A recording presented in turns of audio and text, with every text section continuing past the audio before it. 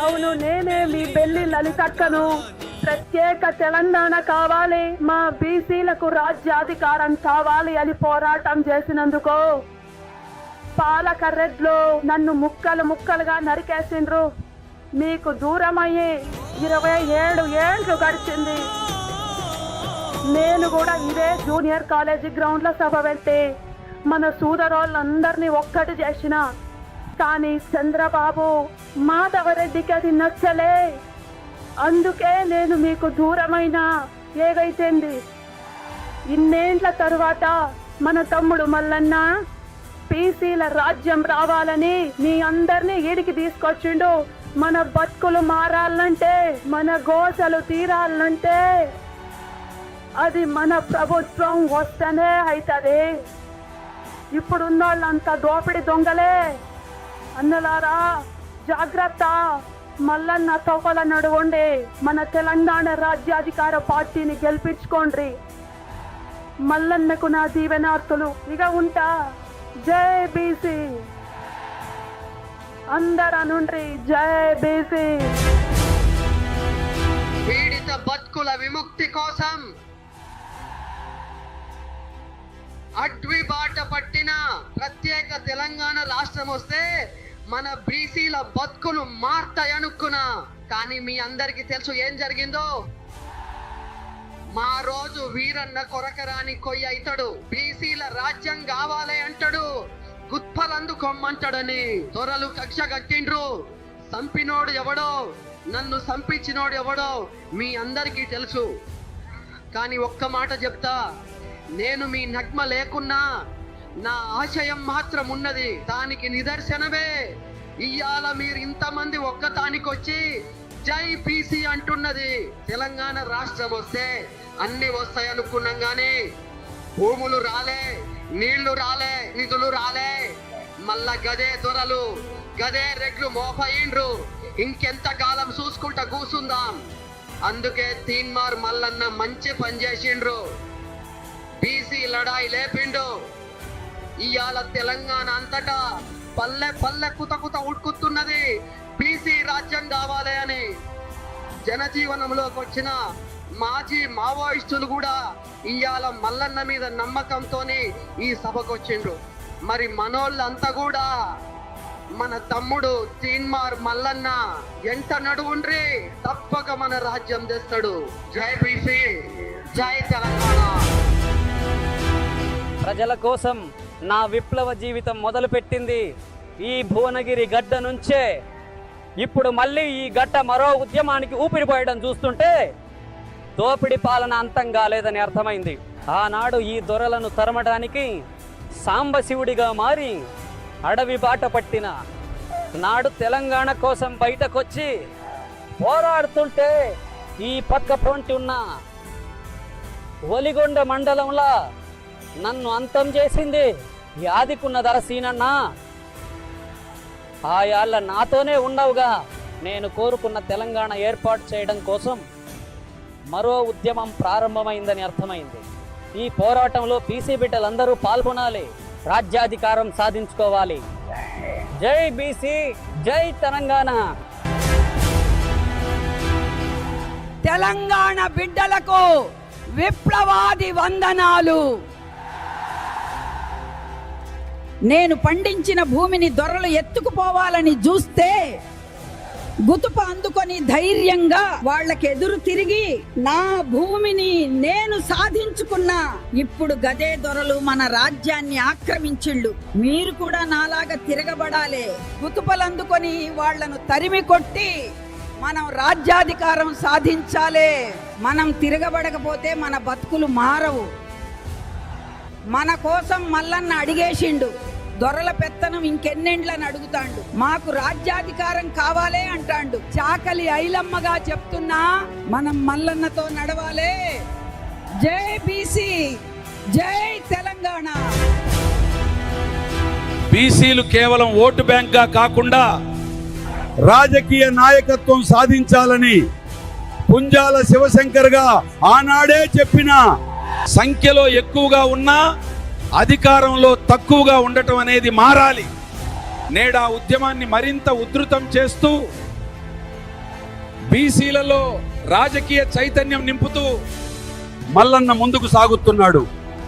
BC రాజ్యాధికార నినాదాన్ని గ్రామ గ్రామానికి తీసుకెళ్తూ బీసీల ఐక్యత కోసం నిరంతరం కృషి చేస్తున్నాడు. బీసీల ఐక్యతే సామాజిక న్యాయానికి మార్గం. ఆ లక్ష్యాన్ని చేరుకోవాలంటే అదొక్కటే ముగింపు. జై బీసీ, జై తెలంగాణ. నేను అన్యాయాన్ని చూసి తల వంచటం నేర్చుకోలే, ఎదిరించటం నేర్చుకున్నా. గుర్తుపెట్టుకోండి, ప్రజలు భయపడినంత కాలం పెత్తందారులు బలపడతారు. ప్రజలు ఒక్కటైతే ఏ పెత్తనం నిలవదు. ఒక్కసారి ఎర్ర సత్యంగా నేను చేసిన పోరాటాన్ని గుర్తు తెచ్చుకోండి. ఈ గడ్డ మీద చెమటోడ్చేది బీసీలు, సంపద సృష్టించేది బీసీలు. అయితే అధికారం కూడా బీసీల చేతుల్లోనే ఉండాలి. రాజ్యాధికారం అనేది దానం కాదు, పోరాడి సాధించుకునే హక్కు. ఐక్యంగా నిలబడండి, ప్రశ్నించండి, మల్లన్నతో నడవండి, రాజ్యాధికారం అందుకోండి. జై బీసీ, జై తెలంగాణ. అణగారిన వర్గాల ఐక్యతే సమాజ మార్పుకు పునాది అని అనాడే సుద్దాల హనుమంతుగా నేను రచనలు రాసిన. కష్టపడే చేతులే రాజ్యాన్ని నిర్మిస్తాయి. కానీ ఆ చేతులకు అధికారంలో స్థానం లేకపోతే సామాజిక న్యాయం అసంపూర్ణంగానే మిగులుతుంది. బీసీలు, ఎస్సీలు, ఎస్టీలు, మైనారిటీలు కలిసి తమ హక్కుల కోసం పోరాడాలి. చైతన్యం లేని జనసమూహం ఓటు బ్యాంకుగా మిగులుతుంది. ప్రజల్లో చైతన్యం రగిలించే ప్రతి గొంతు ఉద్యమానికి బలం. జై తెలంగాణ. ఈ నేల మీద దొరల పెత్తనాన్ని ఎదిరించి ప్రాణమర్పించిన తెలంగాణ బిడ్డను, దొడ్డి కొమురయ్య అనే నా పేరింటే దొరల గడీలు గడగడ వణుకుతుండే. ఆనాడు మేము భయపడుంటే దొరల పెత్తనం ఎప్పటికీ పోకుండే. అన్యాయానికి ఎదురు నిలబడినప్పుడే చరిత్ర మారింది. గుర్తుపెట్టుకోండి, ప్రజల గొంతును అణిచే ఏ పెత్తనమైనా, ఏ అన్యాయమైనా ప్రజల ఐక్యత ముందు నిలవదు. ఒక్కో ఊరు బయలుదేరింది, ఒక్కో యువకుడు కదిలిండు, చైతన్య జ్వాల రగిలింది, బీసీ సమాజం బయలెళ్ళింది. ఐక్యంగా పోరాడి రాజ్యాన్ని సాధించడానికి సిద్ధమైన మిమ్మల్ని చూస్తుంటే నా కడుపు నిండింది. జై బీసీ, జై తెలంగాణ. ఇయాల ఈ సభను చూస్తుంటే నాకు ఎక్కడ లేని సంబరం కలుగుతాంది. బీసీలంతా ఒక్కటై హక్కుల కోసం తలెత్తి నిలబడే ఈ తెలంగాణ కోసమే నేను కలలుగన, పదవుల కోసం కాదు. బీసీల గౌరవం కోసం కొండా లక్ష్మణ్ బాపూజీగా పోరాడిన బీసీలకు రాజకీయంగా గుర్తింపు రావాలని, సమాన అవకాశాలు దక్కాలని మంత్రి పదవికే రాజీనామా చేసిన. గుర్తుపెట్టుకోండి, జనాభాలో పెద్ద సంఖ్యగా ఉండటం మాత్రమే గొప్ప కాదు. ఆ సంఖ్య అధికార పీఠంపై కూసున్నప్పుడే చరిత్ర మారుతుంది. బీసీ బిడ్డ నాయకత్వంతో ఈ రాష్ట్రం ముందుకెళ్లే రోజు నాకు కనిపిస్తా ఉంది. ఈ సభ నుంచి ఒక సంకల్పం తీసుకెళ్ళండి. 2028లో బీసీ ముఖ్యమంత్రి అయి తీరుతాడు. జై బీసీ, జై తెలంగాణ. ఈ భువనగిరి సభల మళ్ళా నా తెలంగాణ బిడ్డలను గెలుచుకోవడం చూస్తుంటే 1997లో జరిగిన దగాపడ్డ తెలంగాణ సభ యాదొస్తుంది. ఆనాడు మీ లెక్కనే ప్రజలు లక్షలాదిగా నా సభకు తరలొచ్చిండ్లు. ఆ సభలో మా తెలంగాణ మా ఆకలికే తెలంగాణ అట మొదటిసారి పాడిన తెలంగాణ ఏర్పడ్డాక కూడా ప్రజలు ఇంకా పోరాటాలు చేస్తూనే ఉన్నారు. ఈ పోరాటాలు ఆగాలంటే మనకు రాజ్యాధికారం రావాలే. దొరల నుండి మన తెలంగాణను గుద్ది గుంజుకుందాం. మన రాజ్యాన్ని మనమే ఏలుకుందాం. జై తెలంగాణ, జై సామాజిక తెలంగాణ. తెలంగాణ కోసం మనం పోరాడింది కేవలం ఒక రాష్ట్రం కోసం కాదు, మన ఆత్మగౌరవం కోసం. తెలంగాణ వచ్చింది, కానీ జయశంకర్గా నేను ఆనాడు ఒక మాట చెప్పిన, తెలంగాణ ఏర్పడ్డాక ఈ భూమిపై మరో ఉద్యమం తప్పదని. ఎందుకంటే రాష్ట్రం వచ్చినంత మాత్రాన ప్రజలకు రాజ్యాధికారం వచ్చినట్టు కాదు. ఈ నేలలో చెమటోడ్చే బీసీల చేతుల్లో అధికారం చేరినప్పుడే తెలంగాణ రాష్ట్ర సాధనకు అర్థం ఉంటుంది. అందుకే ఈ రాజ్యాధికార పోరాటం అవసరం. ఇది పదవుల కోసం కాదు, ప్రజల భాగస్వామ్యం కోసం. ఇది కొందరి పాలన కోసం కాదు, బీసీల రాజ్యం కోసం. గుర్తుపెట్టుకోండి. తెలంగాణ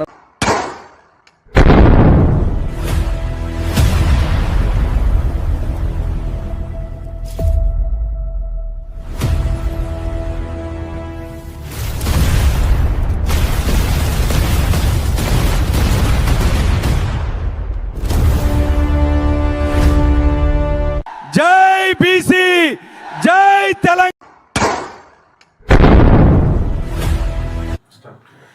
అందరికీ నమస్తే. ఇప్పటి వరకు మొత్తం తెలంగాణ రాష్ట్రంలో 59 నియోజకవర్గాల్లో రెడ్లు, వెలమలు, కమ్మలు ఎమ్మెల్యేలుగా ప్రాతినిధ్యం వహిస్తూ ఉన్నారు. సో అందులో 43 నియోజకవర్గాలు ఓన్లీ రెడ్డి సామాజిక వర్గంకి సంబంధించినటువంటి ఎమ్మెల్యేలు ప్రాతినిధ్యం వహిస్తున్నారు. ఇప్పటి వరకు 40 నియోజకవర్గాల్లో రెడ్ల ఓట్ల లెక్కలేంటి, బీసీల ఓట్ల లెక్కలేంటి, బీసీల బలమైన నాయకత్వం ఎవరనేటువంటి లెక్కలు మీ ముందు తీసుకొచ్చినా ఇవాళ మరొక 3 నియోజకవర్గాలు రెడ్డి సామాజిక వర్గానికి సంబంధించినవి మిగిలినాయి.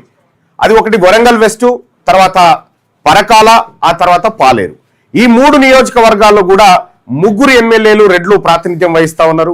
పాలేరు నుంచి పొంగులేటి శ్రీనివాసరెడ్డి గారు, ఆ తర్వాత వరంగల్ వెస్ట్ నుంచి నాయిని రాజేందర్ రెడ్డి గారు, ఆ తర్వాత పరకాల నుంచి ఈయన రేవూరి ప్రకాష్ రెడ్డి గారు. ఈ 3 ప్రాతినిధ్యం వహిస్తా ఉన్నారు. వీళ్ళకి సంబంధించినటువంటి నియోజకవర్గాల్లో వీళ్ళ ఓట్లు ఎన్ని ఉన్నాయి, బీసీల ఓట్లు ఎన్ని ఉన్నాయి, ఈ 3 నియోజకవర్గాలు అయిపోయిన తర్వాత వెలమలకు సంబంధించినటువంటి 13 నియోజకవర్గాల్లో వాళ్ళ బలాబహాలు ఏంటి, ఇంకా చాలా విచిత్రంగా, చాలా హాస్యాస్పదంగా ఉంటది వాళ్ళ లెక్కలు ఒకసారి బయటకు వస్తే.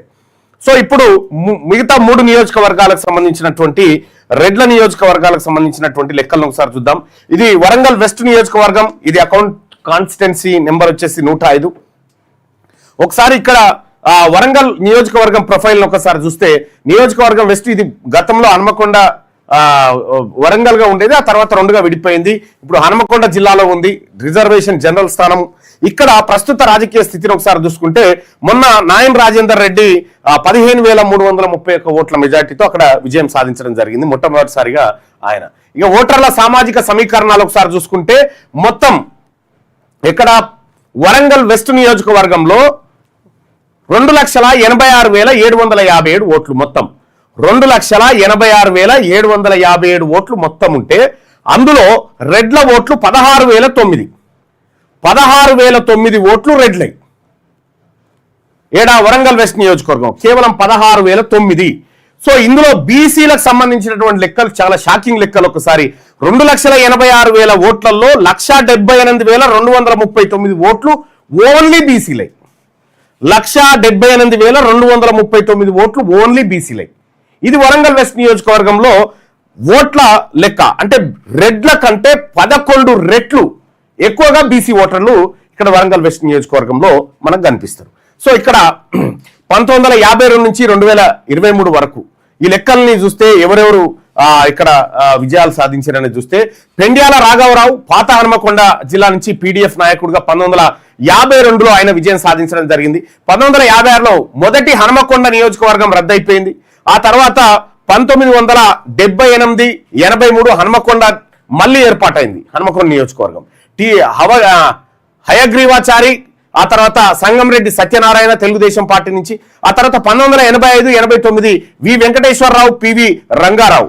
ఇక 1994, 99లో దాస్యం ప్రణయ్ భాస్కర్ టీడీపీ నుంచి అయితే ఇక ధర్మారావు మూర్తిరేణి బీజేపీ నుంచి ఒకసారి అయినట్టుగా కనిపిస్తా ఉంది. ఇక ఆ తర్వాత మందాడి సత్యనారాయణ రెడ్డి 2004లో విజయం సాధిస్తే ఇక 2008లో డీలిమిటేషన్ హనుమకొండ రద్దై వరంగల్ వెస్ట్ గా ఈ నియోజకవర్గం పరిగణించబడ్డది. 2009, 2010, 2014, 2018 దాస్యం వినయ్ భాస్కర్ బీఆర్ఎస్ టీఆర్ఎస్ నుంచి వరుస విజయాలతో ఏకపక్ష ఆధిపత్యాన్ని అక్కడ కొనసాగించడు. ఆ తర్వాత నాయన్ రాజేందర్ రెడ్డి కాంగ్రెస్ పార్టీ నుంచి మొట్టమొదటిసారిగా అక్కడ విజయం సాధించడు. 2009 నుంచి 18 వరకు 23 వరకు దిగ్విజయంగా ఎవరు నాయని దాస్యం వినయ్ భాస్కర్ అక్కడ విజయం సాధించడం జరిగింది. ఇది ఈ నియోజకవర్గానికి సంబంధించినటువంటి గత ఎమ్మెల్యేల లిస్టు. బలమైన బీసీ నాయకులు ఉన్నటువంటి ఈ నియోజకవర్గంలో రెడ్ల ఓట్లు బీసీల ఓట్ల కంటే 11 రెట్లు తక్కువ ఉన్నాయి. సో ఇక్కడ ఉన్నటువంటి బలమైన బీసీ నాయకత్వాన్ని చూస్తే డాక్టర్ అభినవ్ భాస్కర్ యువ మరియు విద్యావంతులైన నాయకత్వం అభినవ్ భాస్కర్ ఉంది. ఆ తర్వాత దాస్యం వినయ్ భాస్కర్ మాజీ ఎమ్మెల్యే, నియోజకవర్గంలో అత్యంత ప్రజాదరణ పొందిన సుదీర్ఘకాలం ఆధిపత్యం చెలాయించిన బీసీ ముఖ చిత్రం దాస్యం వినయ్ భాస్కర్. ఆ తర్వాత తిరునహరి శేషు ప్రొఫెసర్ గా పనిచేస్తా ఉన్నాడు, మేధోపరమైన మరియు సైద్ధాంతిక బలం ఉన్నటువంటి ప్రొఫెసర్. ఇక అలాగే సంగంరెడ్డి పృథ్వీరాజు క్షేత్రస్థాయి రాజకీయ నెట్వర్క్ ఉన్నటువంటి నేత. ఆ తర్వాత వాళ్ళ నాన్న గతంలో అక్కడి నుంచి ఎమ్మెల్యేగా పనిచేసిండు. రావుల కిషన్ బలమైన సామాజిక పునాది గల నాయకుడు, అక్కడి నుంచి మనం వరంగల్ వెస్ట్ నుంచి చూడొచ్చు. జక్కుల రవీందర్ ప్రజా ఆకర్షక మరియు స్థానిక ప్రాబల్యం ఉన్నటువంటి నాయకులు. ఇల్లు బలమైన బీసీ నాయకత్వం మనం వరంగల్ వెస్ట్ నుంచి చూడొచ్చు. ఇక్కడ 62.16% ఓట్లు ఓన్లీ బీసీలై కేవలం 5.58% ఉన్నటువంటి రెడ్డి ఎమ్మెల్యే అక్కడ విజయం సాధించడు. 2028 తర్వాత వరంగల్ వెస్ట్ నియోజకవర్గం నుంచి రెడ్ల రాజకీయం కథం కాబోతా ఉంది. సో ఇది వరంగల్ వెస్ట్ కు సంబంధించినటువంటి లెక్కలైతే. ఇక ఒకసారి పరకాల అసెంబ్లీ నియోజకవర్గాన్ని తీసుకుందాం. పరకాల అసెంబ్లీ నియోజకవర్గం రాజకీయ ముఖ చిత్రాన్ని ఒకసారి చూస్తే మొత్తం ఓటర్ల విషయానికి వస్తే పరకాల నియోజకవర్గంలో 2,21,590 ఓట్లున్నాయి.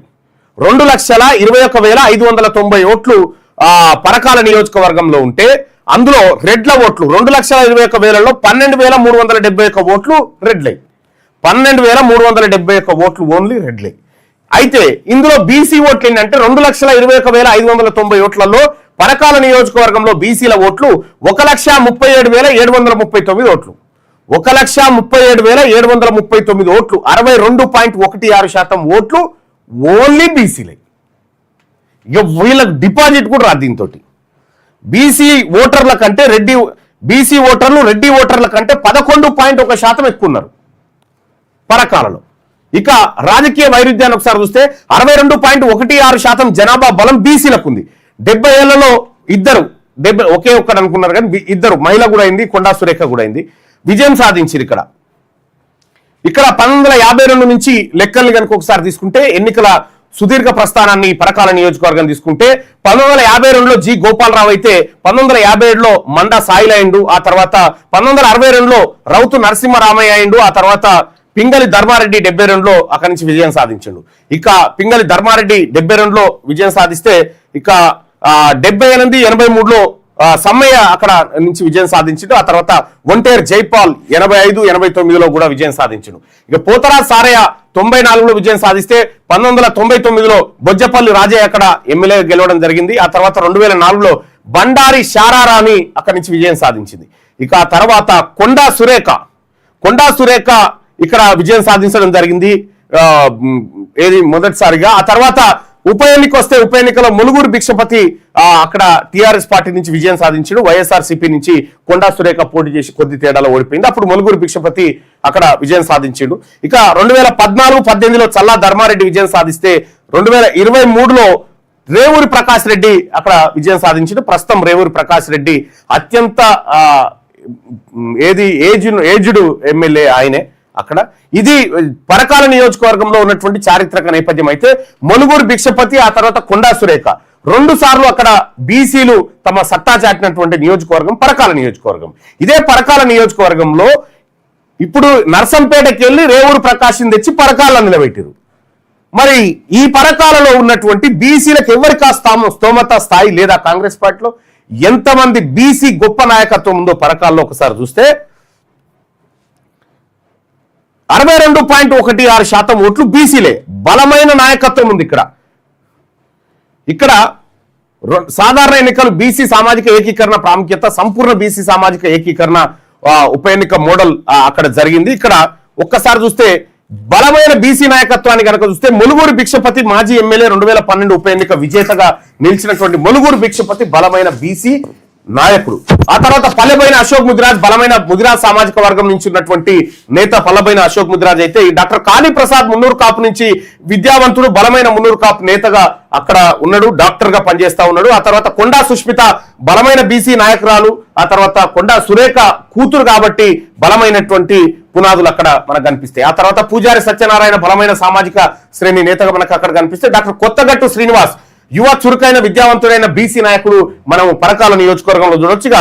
నాగూర్ల వెంకటేశ్వర్లు ప్రముఖ బీసీ నాయకుడు అక్కడి నుంచి ఉంటే హవేలీ దామోదర్ బలమైన బీసీ సామాజిక గొంతుగా సీనియర్ కాంగ్రెస్ పార్టీ నాయకుడు, చాలా సార్లు పరకాల టికెట్ ఆశించినటువంటి వ్యక్తి. వీళ్ళందరినీ కాదని ఆ ముసలాయనని తీసుకొచ్చి అడబెట్టారు రేవూరి ప్రకాష్ రెడ్డి గారిని. ఎందుకంటే ఇది రెడ్లకు ఉండాలనేది వాళ్ళ టార్గెట్.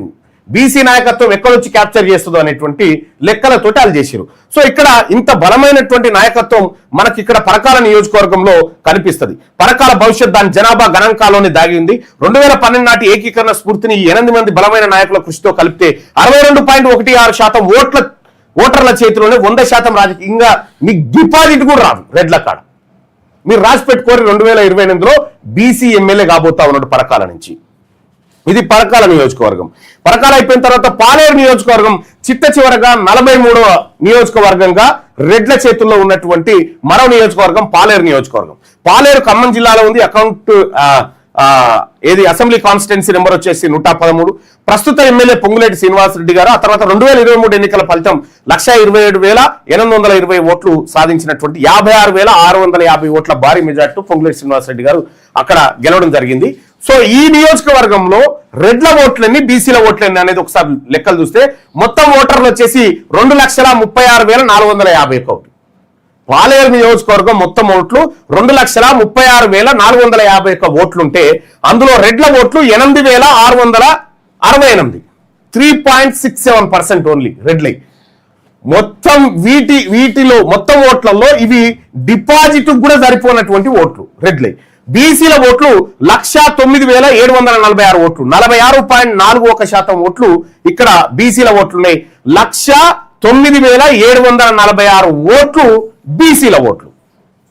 ఇక్కడ ఈ నియోజకవర్గాన్ని మనం 1962 నుంచి కనుక ఒకసారి లెక్కలు చూసుకుంటే 1962, 67లో కత్తుల సత్తయ్య, ఆ తర్వాత 67లో కూడా సత్తయ్యనే, 72లో కత్తుల సంతయ్య, ఆ తర్వాత 78లో పింజారా, ఆ తర్వాత 83లో భీమపాక భూపతిరావు ఉంటే 85లో హనుమంతున్నాడు, ఆ తర్వాత 89లో సంబాని చంద్రశేఖర్ ఉన్నాడు, సండ్ర వెంకట వీరయ్య 94లో ఉంటే సంబాని చంద్రశేఖర్ 2004, 1999 రెండిట్లలో ఉన్నాడు. ఇక్కడ వరకు ఎస్సీ నియోజకవర్గంగా ఉన్నటువంటిది. ఆ తర్వాత రామరెడ్డి వెంకటరెడ్డి 2009, ఆ తర్వాత 2014లో, ఆ తర్వాత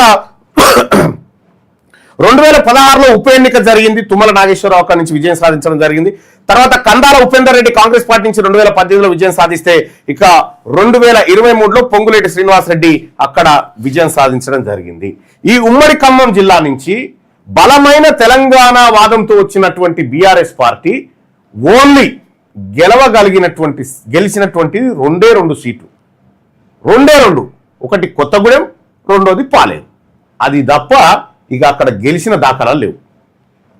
సో ఇది ఇట్లా ఉంటే ప్రస్తుతం పొంగులేటి శ్రీనివాసరెడ్డి గారు అక్కడ ప్రాతినిధ్యం వహిస్తా ఉన్నాడు. మరి అక్కడ ఈ పాలేరు నియోజకవర్గంలో ఉన్నటువంటి బలమైన బీసీ నాయకత్వం ఎవరెవరు ఉన్నారనేటువంటి లెక్కలు ఒకసారి చూసుకుంటే వెన్నబైన రమేష్ యాదవ్ ఉన్నాడు, అలాగే పాశబైన వీరన్న ముదిరాజు, పత్తి నాగేశ్వరరావు మున్నూరు కాపు సామాజిక వర్గం నుంచి ఉంటే వెన్నపూసల సీతారాములు యాదవ్ మార్కెట్ కమిటీ చైర్మన్ గా ఉన్నటువంటి వ్యక్తి, బొల్లికొండ శరత్ గౌడు, ఆ తర్వాత గూడూరు ఉపేందర్ పద్మశాలి, శీలం వెంకట లక్ష్మి ముదిరాజు, ఆ తర్వాత మామిడి వెంకన్న ముదిరాజు, ఎన్కి జానకి రామయ్య యాదవ్ మాజీ మార్కెట్ కమిటీ చైర్మన్ గా ఉంటే పాగర్తి సుధాకర్ రజక, వీళ్ళతో పాటు మరికొంతమంది ముఖ్య బీసీ నాయకులు అక్కడ బలమైనటువంటి నెట్వర్క్ ఉన్నటువంటి బీసీ నాయకులు పాలేరు నియోజకవర్గంలో మనకు అందుబాటులో ఉన్నారు.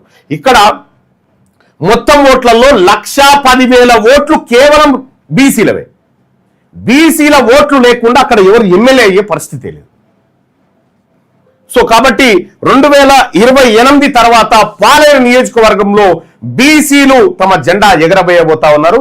ఇది సర్జికల్ స్ట్రైక్ 59లో భాగంగా 43 మంది రెడ్డి నియోజకవర్గంలో ఉన్నటువంటి రెడ్లు ఎమ్మెల్యేలుగా ఉన్నటువంటి నియోజకవర్గానికి సంబంధించినటువంటి ఓటర్ లెక్కలు ఇవి సర్కార్ లెక్కలే, మా లెక్కలు కాదు, సర్కార్ లెక్కల ద్వారా తీసినటువంటివే. ఆ తర్వాత రేపటి నుంచి వెలమలు ఎవరైతే 13 నియోజకవర్గాల్లో వెలమలు ప్రాతినిధ్యం వహిస్తా ఉన్నారో, ఒకటి గజ్వెల్లు, సిద్దిపేట, సిర్పూర్ కాగజ్ నగర్, ఆ తర్వాత కోరుట్ల, జగిత్యాల, ఇట్లా సిరిసిల్ల, ఇట్లా 13 నియోజకవర్గాల్లో వెలమలు ఎమ్మెల్యేలుగా ఉన్నారు. ఓన్లీ వెలమల జనాభా ఎంత, వాళ్ళ ఓట్లెన్ని, వాళ్ళు ఎమ్మెల్యేలుగా ఎట్లా ఉన్నారు, దీని తర్వాత కమ్మలు 3 స్థానాల్లో ప్రాతినిధ్యం వహిస్తా ఉన్నారు, వాళ్ళ లెక్కలు. ఇట్లా మొత్తం 59 నియోజకవర్గాల లెక్కలను ప్రజాక్షేత్రంలోకి పోస్తా ఉంది తెలంగాణ రాజ్యాధికార పార్టీ. సో ఈ లెక్కలు ఎప్పుడైనా మెజారిటీ ప్రజల చేతుల్లో ప్రజాస్వామ్యం ఉంటేనే ప్రజాస్వామ్యం అవుతుంది. మైనార్టీల చేతుల్లో, వీళ్ళు మైనార్టీలు ఆ నియోజకవర్గాల్లో చాలా చిన్నగా ఉన్నటువంటి సమూహం, ఇది వాళ్ళ చేతుల్లో ఉండడం అనేది ఇది ప్రజాస్వామ్యానికి, తెలంగాణకు, సామాజిక తెలంగాణకు అసలే మంచిది కదా. కాబట్టి సర్జికల్ 59 పేరుతో ఈ 59 నియోజకవర్గాల్లోన ఆపరేషన్ నిర్వహించబోతా ఉంది తెలంగాణ రాజ్యాధికార పార్టీ. అందులో భాగంగా ఈ లెక్కలు మీ ముందుకు తీసుకురావడం జరిగింది. సో దయచేసి రేపటి నుంచి వెలమల లెక్కలు ప్రారంభం కాబోతా ఉన్నాయి. వెలమల లెక్కలెంత, మీకు చాలా విచిత్రం ఏంటంటే కొన్ని నియోజకవర్గాల 500 ఓట్లు లేవు, ఒక నియోజకవర్గంలో 103 ఓట్లే వెలుమోలే, ఒక తాన మొత్తం 17 ఇండ్లే. ఇంత ఉన్నటువంటి వాళ్ళు ఎట్లా వీళ్ళు ఎమ్మెల్యేలుగా ఎదిగినారు, ఎట్లా వచ్చారు, వీళ్ళ ప్రస్థానం ఏంది, ఎవరిని తొక్కిరు, ఎవరిని అణచివేసారు అనేటువంటి లెక్కలు కూడా మాట్లాడుకుందాం. ఇవన్నీ అయిపోయిన తర్వాత మీకు బ్రహ్మాండమైన స్టఫ్ ఇస్తా ఈ 59 అయిపోయిన తర్వాత. సో చూస్తూనే ఉండండి. ఈ లెక్కలకు సంబంధించినటువంటి అన్ని కూడా తెలంగాణ రాజ్యాధికార పార్టీ సర్జికల్ స్ట్రైక్ 59 పేరుతో బాంబులు పేల్చబోతా ఉంది 2028లో, రాజకీయ బాంబులు. ఈ తెలంగాణ రాజ్యాధికార పార్టీ ఇది ఫక్తు బీసీల ఆకాంక్షలు నెరవేర్చే పార్టీ, ఇది అన్యాయం జరిగిన వర్గాలకు అండగా నిలబడేటువంటి పార్టీ.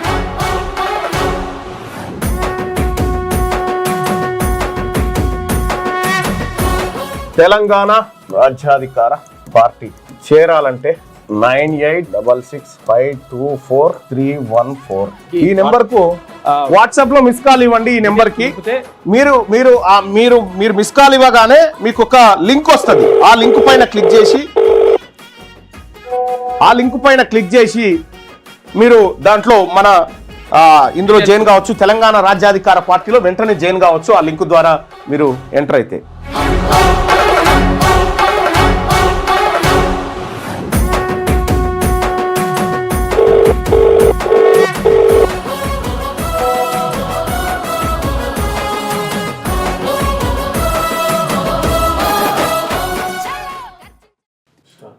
చూశారు కదా, ఏ నియోజకవర్గాల్లో ఎవరు ఓట్లున్నాయి, ఎవరి సీట్లు ఉన్నాయి అనేటువంటి విషయం క్లియర్గా మనము రోజు క్లియర్గా చెప్పుకుంటూ వస్తున్నాం.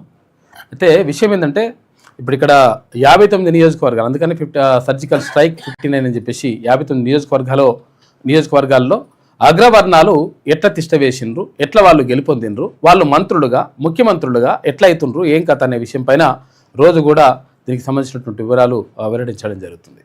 అంటే కాబట్టి మనము అర్థం చేసుకోవాల్సింది ఏంటంటే ఓట్లు మైనే అయినప్పుడు సీట్లు వాళ్ళే ఎట్లా అయినాయి అనే విషయం పైన మనకు ఒక్క అవగాహన ఉంటే మొత్తం కూడా లెక్కంతా సెట్ అయిపోతుంది. ఇక మార్నింగ్ న్యూస్లో ముందుగా వెలుగు దినపత్రిక చూద్దాం. స్కూల్లో యూనిఫామ్ పాటించాల్సిందే, యూపీ స్టూడెంట్ పిటిషన్ను కొట్టేసిన అలహాబాద్ హైకోర్టు, ఇస్లాంలో హిజాబ్ తప్పనిసరి కాదని కామెంటు. అయితే ఇక్కడ ఉత్తరప్రదేశ్లో అంటే అక్కడ స్కూల్ యూనిఫామ్కి సంబంధించి ఒక విద్యార్థి సీనియర్ హైకోర్టుకి వెళ్ళిండు. కోర్టుకి వెళ్ళి మేము హిజాబ్ ధరిస్తాం, తర్వాత ఒకవేళ యూనిఫామ్ అంటే యూనిఫామ్, హిజాబ్ అంటే హిజాబు ధరించేటువంటి అవకాశం కల్పించండి అని చెప్పేసి కోర్టుకి వెళ్ళాడు. కోర్టుకి వెళ్తే కోర్టు క్లియర్గా చెప్పేసింది ఇట్లా ధరించడానికి వీలు లేదు, స్కూల్ యాజమాన్యం కానీ స్కూల్లో అందరికీ ఒకే రకమైనటువంటి యూనిఫామ్ అనేటువంటిది ఉంటుంది, కాబట్టి ఆ యూనిఫామ్ను మాత్రమే వినియోగించాలి, మేము ఇష్టం వచ్చినట్టుగా హిజాబ్ ధరిస్తామంటే అది కుదరదు అని చెప్పేసి క్లియర్గా కోర్టు చెప్పింది. ఎందుకంటే ఎవరి మతాచారాలు, ఎవరి రకరకాల ఆచారాలు ఉంటాయి. అది కాకపోతే ఏంటంటే అది తప్పనిసరి అనేటువంటి విషయం ఏం కాదు, అది ఎవరు ధరించాలనుకుంటారు ధరిస్తారు, ధరించొద్దు అనుకుంటారు ధరించరు. కాబట్టి యూనిఫామ్ అంటే అందరూ పిల్లలు కూడా ఒకే రకంగా ఉండాలి. ఎందుకంటే అందులో ధనవంతులు ఉంటారు, పేదవాళ్ళు ఉంటారు, రకరకాలుగా ఉంటారు. కాబట్టి ఒకడు ధనవంతుడు బాగా సూట్ బూట్ వేసుకొని వచ్చి పేదవాడు తర్వాత అంగిలాగు చినిగిపోయి ఉండి రకరకాలుగా ఇబ్బందులు అయితే వీళ్ళకు వాళ్ళకు మధ్య వ్యత్యాసం వస్తుంది, తర్వాత వాళ్ళకు భేదాభిప్రాయాలు వస్తాయి. దీనివల్ల ఆత్మన్యూనతా భావానికి లోనయ్యేటువంటి అవకాశం ఉంటుంది. కాబట్టి ఎట్టి పరిస్థితుల్లో ఇది కరెక్ట్ కాదు అని చెప్పేసి యూనిఫామ్నే ధరించాలని చెప్పేసి క్లియర్గా కోర్టు చెప్పింది. నేను స్కూల్ నిర్దేశించిన యూనిఫామ్కు బదులుగా హిజాబ్ వేసుకునే హక్కు విద్యార్థులకు లేదని అలహాబాద్ హైకోర్టు స్పష్టం చేసింది. ఇస్లాం మతంలో మహిళలు హిజాబ్ ధరించడం తప్పనిసరి ఆచారం కాదని పేర్కొంది. స్కూల్ మేనేజ్మెంట్ సూచించిన డ్రెస్ కోడ్ను పాటించాల్సిందేనని స్పష్టం చేసింది. ఈ మేరకు యూపీకి చెందిన స్టూడెంట్ వేసిన పిటిషన్ను కొట్టేస్తూ కోర్టు తీర్పు చెప్పింది.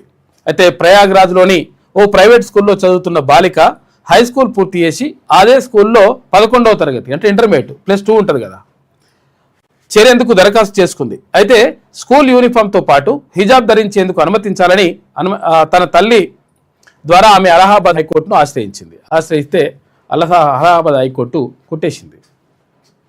ఇష్టం వచ్చినట్టుగా ధరించడానికి వీల్లేదమ్మా, ఇది కరెక్ట్ కాదు, కాబట్టి యూనిఫామ్నే ధరించాలని చెప్పేసింది. అందరూ ఒకటే రకమైనటువంటి దుస్తులను ధరించాలి.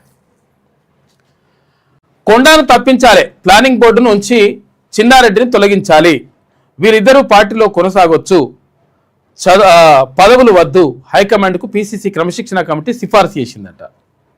ఇప్పుడు పీసీసీ క్రమశిక్షణ కమిటీ సిఫారసు చేసింది, ఏమైంది? సీల్డ్ కవర్లో పంపించింది. సీల్డ్ కవర్లో పంపిస్తారు. ఆ సీల్డ్ కవర్లో పంపించిన అంశం మరి బయటకు ఎట్లా వచ్చింది? బయటకు వస్తే ఒకవేళ క్రమశిక్షణ కమిటీయే ఆ చైర్మన్గా ఉన్నటువంటి వ్యక్తే క్రమశిక్షణను ఉల్లంఘించినట్టు కదా అనేటువంటి చర్చ కూడా జరుగుతుంది. ఎందుకంటే ఇప్పుడు అందులో ఏం రాసి పంపినరు, ఏం కథ అనేటువంటి సీల్డ్ కవర్ రాసినట్టు దాని అర్థమైంది. సీల్డ్ కవర్లో ఎవరికి తెలియకుండా, ఎవరికి చెప్పకుండా గోప్యంగా ఉంచి హైకమాండ్కి పంపించి హైకమాండ్ రిలీజ్ చేయాలి. దాన్ని ఎవరు? ఏఐసిసి రిలీజ్ చేయాలి, కేంద్ర అధినాయకత్వం రిలీజ్ చేయాలి. కానీ ఇక్కడనే లీక్ అయ్యిందంటే దాని అర్థం ఏంటంటే ఇక్కడనే క్రమశిక్షణ కమిటీ క్రమశిక్షణ తప్పిందని చెప్పేసి చర్చ జరుగుతుంది.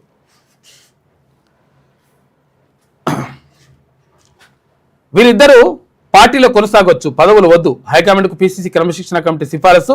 మంత్రిగా ఉండి కూతురు వ్యాఖ్యలు ఖండించలేదు. ఇప్పుడు మంత్రిగా ఉండి మరి ఇప్పుడు రాజగోపాల్ రెడ్డి మాట్లాడినప్పుడు అక్కడ కోమటిరెడ్డి వెంకటరెడ్డి మరి ఖండించిండా? మరి ఖండించలేదు కాబట్టి కోమటిరెడ్డి వెంకటరెడ్డి కూడా షోకాజ్ నోటీసులు ఇచ్చేసి నిన్ను ఎందుకు సస్పెండ్ చేయకూడదు అని చెప్పేసి ఒక షోకాజ్ నోటీసులు ఎందుకు ఇవ్వలేదు? మరి ఆయన తమ్ముడే కదా. ఇక్కడ కూతురు అయినప్పుడు కూతురు వేరే ఇంటికి వచ్చేసింది, ఆమె వేరే కుటుంబం, ఏమి వేరే కుటుంబం, ఆమె ఇంటి పేరు వేరు, ఈమె ఇంటి పేరు వేరు. ఇప్పుడు అయినప్పుడు మరి అక్కడ తమ్ముడికి సంబంధించి వచ్చినప్పుడు అక్కడ రక్త సంబంధికులే కదా అనే చర్చ కూడా జరుగుతుంది. కాబట్టి దీని మీద ఉండదు అన్నట్టు లెక్క, అది వేరే ఉంటుంది. సురేఖ తీరుతో పార్టీకి ప్రభుత్వానికి తీవ్ర నష్టం, సుస్మిత కామెంట్స్, కొండ వరుస వివాదాల ప్రస్తావన. అయితే పీసీసీ చీఫ్ మహేష్ కుమార్ గౌడ్ ద్వారా ఏఐసీసీకి రిపోర్టు, చర్యలు తీసుకోకుంటే పార్టీకి నష్టమని మల్లు రవి చెప్తున్నాడు. క్లియర్గా సీల్డ్ కవర్లు ఉంది, బయట చెప్పేసింది, అంతే అయిపోయింది. కొండా సురేఖను మంత్రి పదవి నుంచి, చిన్నారెడ్డిని ప్రణాళిక సంఘం ఉపాధ్యక్ష పదవి నుంచి తక్షణమే తప్పించాలని, పార్టీలో మాత్రం కొనసాగించవచ్చని హైకమాండ్కు పీసీసీ క్రమశిక్షణ కమిటీ సిఫారసు చేసినట్లు విశ్వసనీయంగా తెలిసిందట. ఏం లేదు, డైరెక్ట్ ఆయన చెప్పేసిండు. మంత్రిగా ఉన్న కొండా సురేఖ కూతురు సుష్మిత చేసిన వ్యాఖ్యలు ఇటు పార్టీకి అటు ప్రభుత్వానికి తీవ్ర నష్టం కలిగించాయి. అదే సమయంలో ప్రతిపక్షాలకు ఆయుధంగా మారాయి.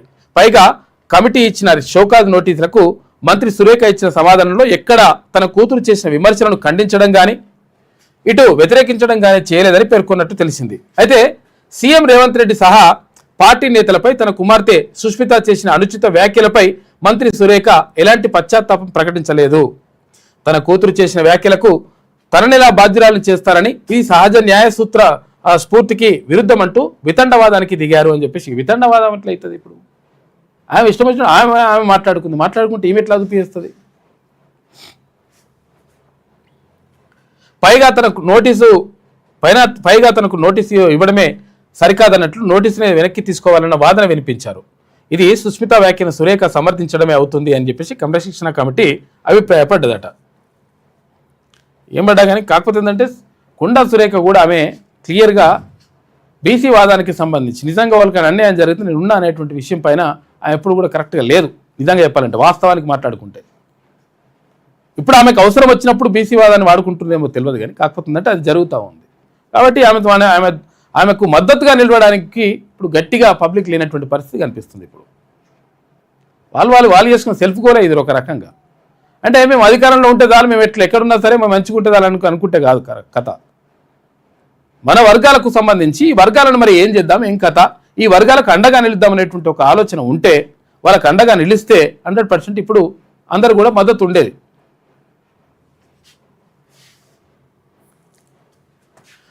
మూసీ పనులు పరుగులు పెట్టాలి, భూసేకరణ వేగవంతం చేయండి అని చెప్పేసి సీఎం రేవంత్ రెడ్డి అంటున్నాడు. ల్యాండ్ పూలింగ్ పై స్పష్టమైన విధానం ఉండాలి. ఇక ఫేజ్ 2 పనులకు వెంటనే టెండర్లు పిలవండి, ప్రాజెక్టులకు తక్కువ వడ్డీ రుణాలపై దృష్టి పెట్టండి. ఇక TDR పై వారానికో సమీక్ష నిర్వహించాలని చెప్పేసి ముఖ్యమంత్రి నిన్న ప్రత్యేకంగా మాట్లాడినట. ఇక సన్న బియ్యం పిరం క్వింటాల్పై 1000 నుంచి 1200 దాకా పెరుగుతున్నది. అసలు యాక్చువల్గా విషయం ఏం జరిగింది? భారీగా ఒడ్లు వండినాయి, ఎక్కువ భారీ ఉత్పత్తి జరిగింది. ఎప్పుడు? మొన్న పంటల. మరి భారీ ఉత్పత్తి జరిగినప్పుడు ధరలు తగ్గాలి, కానీ ధరలు పెంచుతున్నారు. ఎవరు పెంచుతున్నారు అంటే వ్యాపారులు పెంచుతూ ఉన్నారు. కొంతమంది దొంగ లంగా వ్యాపారులు, కొంతమంది మొత్తం కూడా కుమ్మక్కైపోయి ఈ బియ్యాన్ని రిలీజ్ చేయకుండా కృత్రిమంగా ఎక్కువ ధరను సృష్టించేటువంటి ప్రయత్నం చేస్తున్నారు. దీంతో ఏమవుతుంది? ఎక్కువ వడ్లు వచ్చినప్పుడు, ఎక్కువ బియ్యం వచ్చినప్పుడు తర్వాత సన్న బియ్యం పంపిణీ కూడా జరుగుతున్నది. సన్న బియ్యం పంపిణీ జరుగుతుందంటే ఏంటిది? బియ్యం సన్న బియ్యం ఇంకా వేరే వాళ్ళు కొనుగోలు చేసే పరిస్థితి, అంటే కొనుగోలు చేయాల్సిన పరిస్థితి కూడా ఉండదు చాలామంది. ఎందుకంటే సన్న బియ్యం వస్తున్నాయి కాబట్టి వండుకొని తింటున్నారు కాబట్టి. మరి సన్న బియ్యంకి తక్కువ డిమాండ్ ఉండాలి. తక్కువ డిమాండ్ ఉన్నప్పుడు ఆటోమేటిక్గా రేట్లు తగ్గాలి. మరి తగ్గాలి కానీ పెరుగుతున్నాయి. కాకపోతే కృత్రిమంగా ఇదంతా కూడా క్రియేట్ చేస్తున్నారు కొంతమంది వ్యాపారులు. ఏం పేరు చెప్తున్నారు దానికి? ఎల్నినో అంటున్నారు. ఎల్నినో అయితే ఏమవుతుందిరా బాబు? ఎల్నినో అయితే ఈ పంటకు ఒకవేళ రాకపోతే వచ్చే పంట నాటికి అరే ఎల్నినో ప్రభావం ఉంది కాబట్టి కొంతవరకు పంట తగ్గింది కాబట్టి మేము ఇట్లా పరిస్థితి ఉన్నది, రేటు పెరిగింది అనుకుంటే ఒక రకంగా ఉంటుంది. పోయిన పంట బియ్యమేనా, వడ్లేనా ఇవి? ఆ బియ్యమేనా? మరి అవేట్ల రేటు పెరిగినాయి. పోయిన పంటలు నిజంగా మరి వడ్లు రాలేవా అంటే విపరీతమైనటువంటి వడ్లు వచ్చినాయి, రికార్డు స్థాయిలో వచ్చినాయి. సన్న బియ్యం ఇంకెక్కువ వచ్చినాయి. మరి వచ్చిన తర్వాత రేట్లు ఎట్లా పెరుగుతున్నాయి అంటే వీళ్ళ లంగ కథలు అనమాట.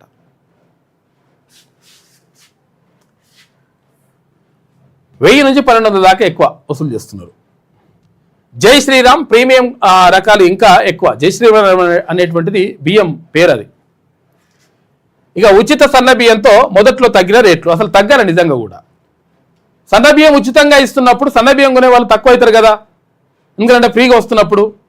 మరి తక్కువ అయినప్పుడు రేట్లు తగ్గాలి కదా, కానీ అక్కడ బ్లాక్ చేసేసి పెంచుతున్నారు అనమాట. ఇట్లా జూలై నుంచి క్రమంగా పెరుగుతున్న ధరలు ఏడాపెడా వేలం వేస్తున్న FCI సివిల్ సప్లైస్ శాఖ. ఇక ఇథనాల్ తయారీకి మల్లుతున్న రైస్ అట. ఎల్లినో బూచి రైస్ షార్టేజ్ను క్యాచ్ చేసుకుంటున్న వ్యాపారులు. ఏమైనా ఎల్లినో బూచి చూపిస్తారు, ఏం లేదాడా. ఎల్లినో ఇప్పుడు వస్తే వచ్చే పంట గర తగ్గేది, అప్పుడు దిగుబడి తగ్గితే అప్పుడు అనుకోవచ్చు కదా. కానీ ఇప్పుడు ఇట్లా పెడుతున్నారు వీళ్ళు. అసలు సంబంధమే లేదు ఎల్లినోకు ఇప్పుడు బియ్యం రేట్లకు సంబంధం లేదు. ఎందుకంటే ఆల్రెడీ బియ్యం వచ్చేసినాయి పోయిన పంట. ఎల్లినో బూచి తర్వాత రైస్ షార్టేజ్ను క్యాచ్ చేసుకుంటున్న వ్యాపారులు ప్రభుత్వాల తీరు కారణమేమంటున్నారు ఎక్స్పర్ట్స్ అంట. రాష్ట్రంలో సన్న బియ్యం రేట్లు మళ్లీ ఫిరమయ్యాయి. ఎల్లినో ప్రభావంతో తీవ్ర వర్షాభావ పరిస్థితులు నెలకొనడం, వరి సాగు తగ్గుతుందనే అంచనాలను వ్యాపారులు తమకు అనుకూలంగా మార్చుకుంటున్నారు. దీనికి తోడు మిల్లింగ్ కోసం సర్కారు కేటాయిస్తున్న ధాన్యాన్ని మిల్లర్లు పక్కదారి పట్టించి ఇతర రాష్ట్రాలకు విదేశాలకు కూడా అమ్ముకుంటున్నారట. ఇథనాల్ ఫ్యాక్టరీలకు FCI విక్రయిస్తుండడం లాంటి కారణాల వల్ల మార్కెట్లో నిల్వలు తగ్గిపోయినట్టు తెలుస్తుంది. ఇలాంటి పరిస్థితుల్లో వ్యాపారులు 2 నెలల బియ్యం రేట్లను ఎడాపెడా పెంచుతున్నారు. తర్వాత HMT, BPT, తెలంగాణ సోనాతో పాటు ప్రీమియం రకం జై శ్రీరామ్ బియ్యం రేట్లు 2 నెలల్లో క్వింటాల్ మీద 1000 నుంచి 1200 దాకా పెంచేసిరట. ఇదంతా కథ నడుస్తూ ఉంది లెక్క. ఏ రేట్ ఎట్లున్నాయంటే పెట్టున్నాయి. మున్ముందు రేట్లు ఇంకా పెరుగుతాయని చెప్పేసి. ఎందుకు పెరుగుతాయి? అసలు యాక్చువల్గా కృత్రిమ కొరత సృష్టిస్తారు. వాస్తవానికి బియ్యం మస్తుగున్నాయి, పోయిన పంటలు మస్తు వడ్లు పడినాయి. వడ్లు పడినప్పుడు ఆటోమేటిక్గా బియ్యం ఎక్కువ వస్తాయి. బియ్యం ఎక్కువ వచ్చినప్పుడు ఆటోమేటిక్గా రేట్లు తగ్గాలి. కృత్రిమ కొరత సృష్టించి ఇదంతా కథ చేస్తున్నారు. గత 2 నెలలుగా బియ్యం ధరలు పెరుగుతున్నాయి. గతంలో కిలో 40 నుంచి 50 రూపాయల వరకు అమ్మిన సన్న బియ్యం ఇప్పుడు 60 నుంచి 70 రూపాయలకు పైగా విక్రయిస్తున్నారు. మార్కెట్లో ధాన్యం లేకపోవడం, వర్షాభావ పరిస్థితులతో వరి సాగు తగ్గడం తదితర కారణాల వల్ల బియ్యం రేట్లు పెరుగుతున్నాయి. అయితే ఎల్నినో ఎఫెక్ట్ కొనసాగితే ధరలు ఇంకా పెరిగే అవకాశం ఉందని చెప్పేసి జంగాల విజయ్ బియ్యం వ్యాపారి మహబూబాబాద్ చెప్తున్నాడు. అసలు విషయం ఏంటంటే ఇప్పుడు ఎల్లినో ఎఫెక్ట్ వస్తే వచ్చే పంటకు వస్తుంది, అప్పుడు తగ్గాలి, అప్పుడు పెరగాలి రేట్లు, దిగుబడి తగ్గితే. కానీ ఇగో ఇది కథ చేస్తున్నారు లంగలు. కృత్రిమ కొరతనే ఇది. దీని మీద ప్రభుత్వం దృష్టి సారించాలి. సివిల్ సప్లైస్ వాళ్ళు సప్లై కూర్చుంటారు మంచిగా. మామూలు మాకు అందించాలనుకుంటారు కొంతమంది. కులగణన ప్రశ్నావళిని రద్దు చేయండి. ప్రధాని మోడీకి ఖర్గే, రాహుల్ గాంధీ లేఖ రాసిరట. ప్రస్తుత పద్ధతిని తాము అంగీకరించబోమని వ్యాఖ్య. తెలంగాణ మోడల్ అమలు చేయాలని సూచన. మరి తెలంగాణ మోడల్ అమలు చేయాలంటే మళ్ళీ ఏమైనా ఆహ్వానం చేయగల, ఎందుకంటే మనం గతంలో సరిగా జరగలేదనేటువంటి అపవాదం ఉన్నది. కాబట్టి మరి తెలంగాణ మోడల్ అని చెప్పకుండా తెలంగాణ మోడల్లో జరిగినటువంటి పొరపాట్లను కూడా సరిదిద్దుతూ చేయాలని చెప్తే మంచిగా ఉంటుంది. ఇంకా అన్నదాతకు ఆయిల్ ఫామ్ సిరులు ఒకసారి వేస్తే 40 ఏళ్ళ దాకా దిగుబడి వస్తుందట. ఏది ఆయిల్ పామ్ ఆయిల్. ఎకరాకు ఏటా 3 లక్షల రూపాయల ఆదాయం వస్తుందట. 3 లక్షల ఎకరాల విస్తీర్ణంలో పంట ఉన్నది. అయితే 10 లక్షల ఎకరాలకు పెంచాలని టార్గెట్. జాతీయ సాగులో రాష్ట్రం వాటా 36% ఉందట. ఆయిల్ ఫామ్ సాగులో దేశంలోనే టాప్లో ఉంది తెలంగాణ రాష్ట్రం. సరైన పంటను ఎంచుకొని శాస్త్రీయ యాజమాన్యంతో సాగు చేస్తే వ్యవసాయం ద్వారా కూడా మంచి ఆదాయం సాధించవచ్చని రాష్ట్ర రైతులు నిరూపిస్తున్నారు. ముఖ్యంగా ఆయిల్ ఫామ్ సాగు రైతుల ఆర్థిక పరిస్థితిని మార్చేస్తున్నది. ఒకసారి తోట వేస్తే 35 నుంచి 40 ఏళ్ల పాటు దిగుబడి రావడం, ప్రతి 15 రోజుల నుంచి నెల రోజుల వ్యవధిలో కోతలు రావడం, ప్రభుత్వ ప్రోత్సాహకాలు, కొనుగోలు భరోసా, జిల్లాల వారీగా ప్రాసెసింగ్ పరిశ్రమలు అందుబాటులో ఉండడంతో పాటు ఫామ్ ఆయిల్ సాగు వ్యవసాయ రంగంలో గేమ్ చేంజర్గా మారిందని చెప్పేసి మొత్తం మీద ఫామ్ ఆయిల్ సాగు చేస్తే జర మంచిగా ఉంటుందంట. జర ఇట్లా పెరిగిందనుకో అది ఒక 3.5 సంవత్సరాలకు 4.5 సంవత్సరాలకు పంట స్టార్ట్ అవుతుంది. స్టార్ట్ అయిన తర్వాత 35-40 ఏళ్ళ దాకా డైరెక్ట్ తీసుకోవచ్చు. ఇక అట్లుంటుంది కాబట్టి లాభసాటిగా ఉంటుందని చెప్పేసి అంటున్నారంట ఫామ్ ఆయిల్కి సంబంధించి. సీఎం టూర్ను అడ్డుకోవడం తెలంగాణ ప్రజలను అవమానించడమే. మోదీ అనధికారికంగా పాకిస్తాన్ వెళ్తే ఎందుకు మాట్లాడలేదు? పిసిసి వర్కింగ్ ప్రెసిడెంట్ జగ్గారెడ్డి మాట్లాడుతున్నాడు. ఇక సెమీకండక్టర్ పరిశ్రమను గుజరాత్కు ఎందుకు తరలించారు? తెలంగాణ బీజేపీ నేతలు సమాధానం చెప్పాలని ఎంపీ చామల అంటున్నాడు. అడ్డుకోవాల్సిన అవసరం ఏంటి? విఐపీల విదేశీ పర్యటనకు విధి విధానాలు ఉంటాయి. అధికారులతో సీఎం చర్చించి ఉంటే క్లియరెన్స్ వచ్చేది. అసమర్థతను కప్పిపుచ్చుకునేందుకు కేంద్రంపై విమర్శల. 1000 రోజుల పాలనలో రాష్ట్రానికి ఏం చేశారో చెప్పాలి. ఢిల్లీలో మీడియాతో కేంద్ర మంత్రి కిషన్ రెడ్డి మాట్లాడాడు.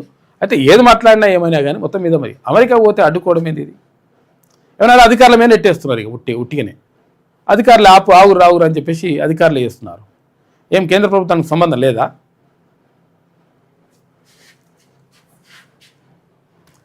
తెలంగాణలో పెట్టుబడులు పెట్టండి. మీ పెట్టుబడులు సురక్షితంగా లాభదాయకంగా ఉండేలా సహకరిస్తాం. జపాన్ కంపెనీలకు మంత్రి వివేక్ వెంకటస్వామి ఆహ్వానం పలికిండు.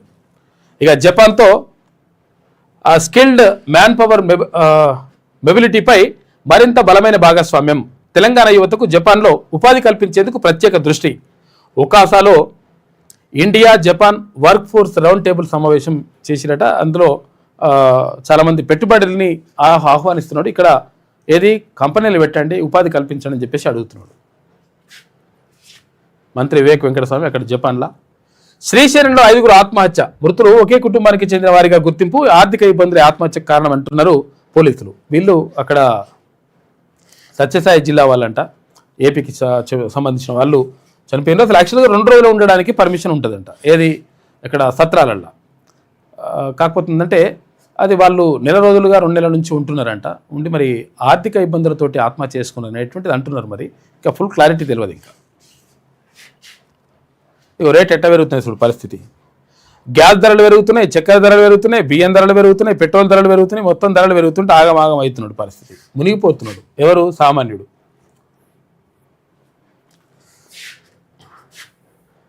బీహార్లో హైటెన్షన్ ఏమైతుంది? బీహార్ రాజధాని పాట్నాలో నిరుద్యోగులు విద్యార్థులు ఆందోళన తీవ్ర రూపం దాల్చింది. ఇక్కడ కూడా పరిస్థితి రాకుండా చూసుకోండి. 2 లక్షల ఉద్యోగాలు ఇస్తామని చెప్పి మరి సపరేట్గా కూర్చుంటే కరెక్ట్ కాదు. ఈడబ్ల్యూఎస్కు సంబంధించి దాన్ని ఎట్టి పరిస్థితుల్లో సవరించాలని చెప్పేసి డిమాండ్లు వస్తూ ఉన్నప్పటికీ ఇప్పటి వరకు దాని మీద సపోర్ట్ చేస్తలేరు. ఇదంతా కూడా ప్రమాదకరంగా మారుతుంది. విద్యార్థులు, నిరుద్యోగులు, తర్వాత యువత యొక్క ఆగ్రహం కట్టలు తెంచుకుంటే ఎవరు కూడా ఆగబట్టే పరిస్థితి ఉండదు. కాబట్టి అది చూసుకోవాలి. ఏం చేయం నేను తప్పుడే కూకుంటామంటే మీ పని అవుతుంది. మళ్ళీ జంజీ ఎట్లున్నా చూసిరు కదా, కాక్రోచ్ జనతా పార్టీ ఎక్కడ ఢిల్లీలో ఎట్లా చేసింది, అన్ని రాజస్థాన్ ఎట్లయింది, ఇప్పుడు బీహార్లో నడుస్తుంది కథ.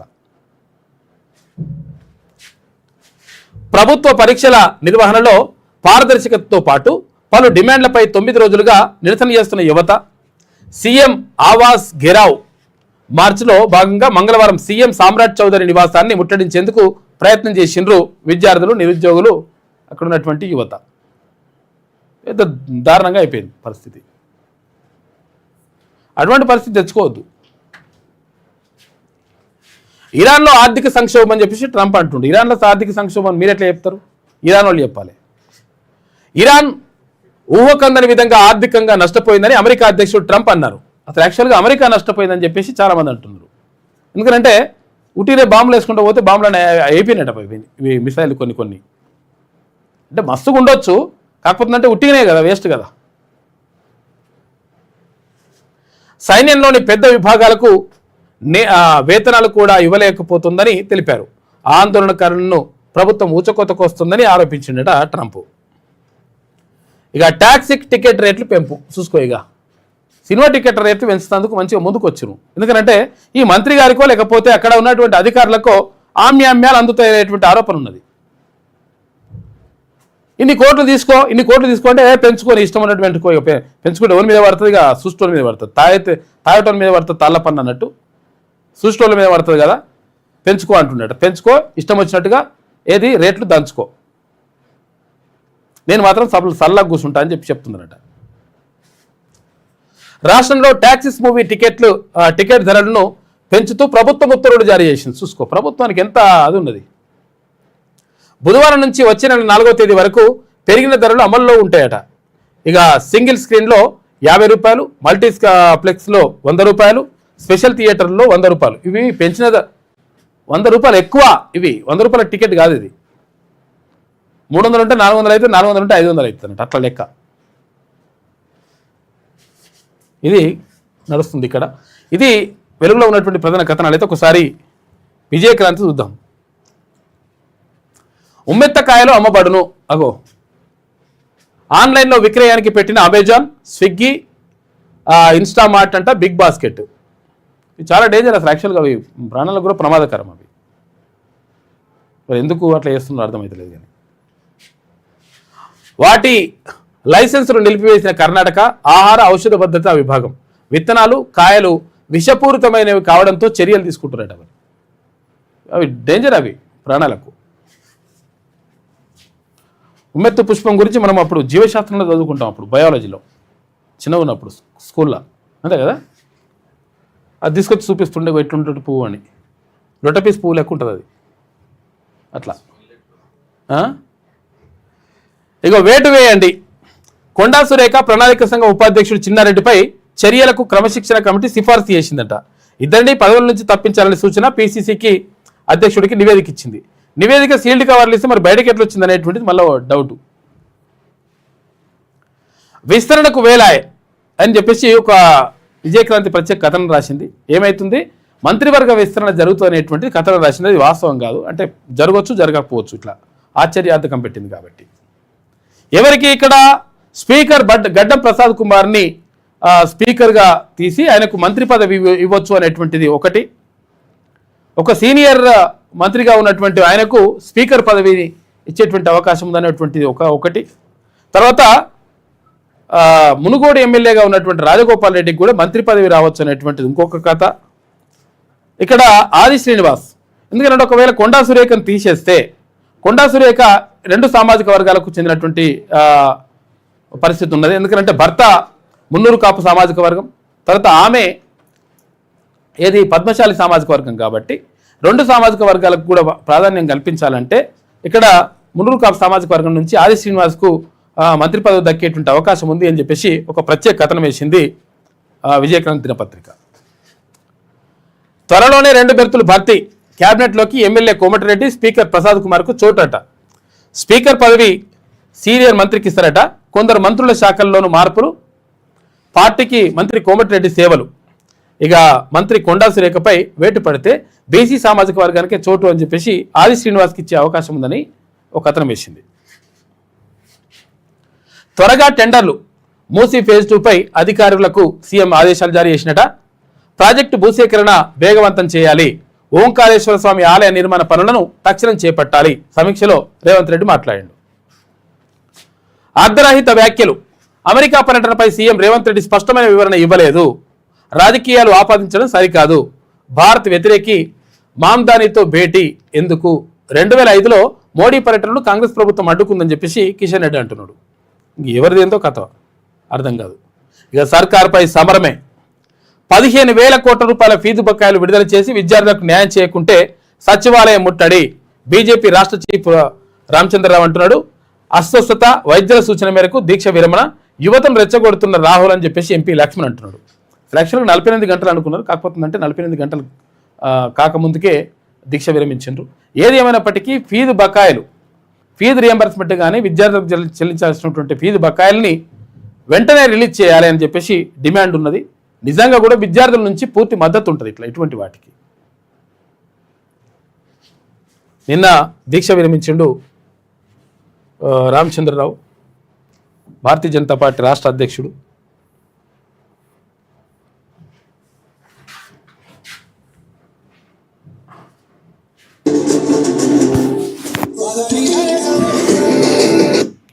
రిగరెగర అనడానికి ఉండదు మాకు. ఇక రిగరెగర అంటే మళ్ళీ ఇక్కడ మాకు పరిసరం ఉంటుంది. నిన్న దీక్ష విరమించండు.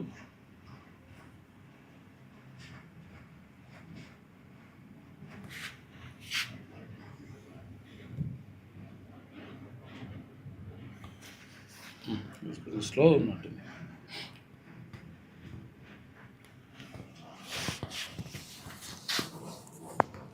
అయితే వస్తుందా?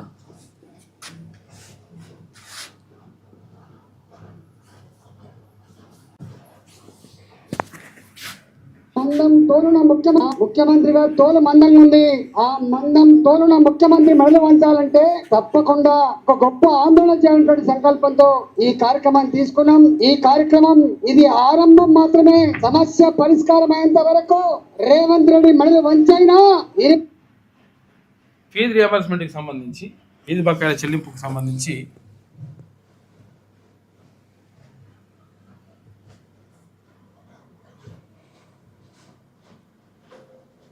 ప్రాబ్లం ఉంది. రైట్,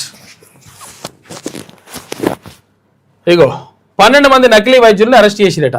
వాళ్ళకి కొంతమందికి 10వ తరగతి కూడా లేదట, కొంతమందికి ఇంటర్మీడియట్, ఇంకొకరికి ఎవరికి అదేంది నర్సు చేస్తున్నారంట. ఇట్లా రకరకాలుగా ఉన్న వాళ్ళు తెలిసి తెలియక ఇష్టం వచ్చినట్టుగా మందులు, సూదులు, ఇవన్నీ ఇంజెక్షన్లు ఇవ్వడంతో వాళ్ళకు అది అక్కడికి వెళ్ళినటువంటి వాళ్ళ ప్రాణాలకు నష్టం జరుగుతుంది, వాళ్ళ ప్రాణాలకే ప్రమాదం జరిగేటువంటి ప్రమాదం ఉందని చెప్పేసి గుర్తించి టాస్క్ ఫోర్స్ నిన్న ఆపరేషన్ చేస్తే 12 మందిని పట్టుకున్నారు. అయితే విషయం ఏంటంటే వీళ్ళు ఏంటంటే నిజంగా చెప్పాలంటే అసలు యాక్చువల్గా 100 రూపాయలకు 50 రూపాయలకే ఫీజు తీసుకొని వీళ్ళు చేస్తుంటారు. నిజంగా కొంతమంది ఆర్ఎంపీలు కరెక్ట్గానే ఉంటారు, కాకపోతే అసలే తెలియకుండా కూడా చేసిన వాళ్ళు ఉంటారట. తర్వాత వేరే వాళ్ళ సర్టిఫికెట్లు పెట్టుకొని మేము ఎంబీబీఎస్, ఆర్బీఎస్ అని పెట్టుకొని సర్టిఫికెట్లు పెట్టుకొని చేసిన వాళ్ళు కూడా ఉన్నారంట. కాబట్టి వాళ్ళని మెల్లమెల్ల ఏరేస్తున్నారు. డాక్టర్ అవతారం ఎత్తిన ఓ నర్సు, BA డిగ్రీతో ఒకరు, ల్యాబ్ టెక్నీషియన్ అనుభవంతో మరొకరు గడు ముగిసిన మందులు స్వాధీనం చేసుకురట. Jubilee Hills zone task force operation చేస్తే 12 మందిని పట్టుకున్నారు. యుద్ధ ప్రాతిపదికన దేవాదుల పనులు ఏడాదిలో పూర్తి, 2 దశాబ్దాల నిరీక్షణకు తెరదించాలి, అడ్డంకులన్నీ తొలగించాలని సీఎం రేవంత్ రెడ్డి ఆదేశం. భూసేకరణ తర్వాత R&R అటవీ సమస్యల పరిష్కారానికి నిధుల కొరత రానివ్వం. దాదాపు 6 లక్షల ఎకరాలకు సాగునీరు, కలెక్టర్లు, ఇంజనీర్ల సమన్వయంతో పనిచేయాలి. రైతుల చేతికి పరిహారం చేరడమే ప్రభుత్వ లక్ష్యం, నీటిపారుదల శాఖ మంత్రి ఉత్తమ్ కుమార్ రెడ్డి చెప్తున్నాడు. ఇక ఫీజు బకాయిల పైన పోరు గర్జన. ఇది ఎవరు తీసుకున్న సక్సెస్ అవుతుంది ఇప్పుడు లెక్క. ఎందుకంటే ఫీజు బకాయిలు రిలీజ్ చేయాల్సినటువంటి బాధ్యత ప్రభుత్వం పైన ఉంటుంది. ఉచితాలు ఇస్తున్నారు కదా, ఇప్పుడు ఫీజు బకాయిలు ఇవ్వాలి కదా.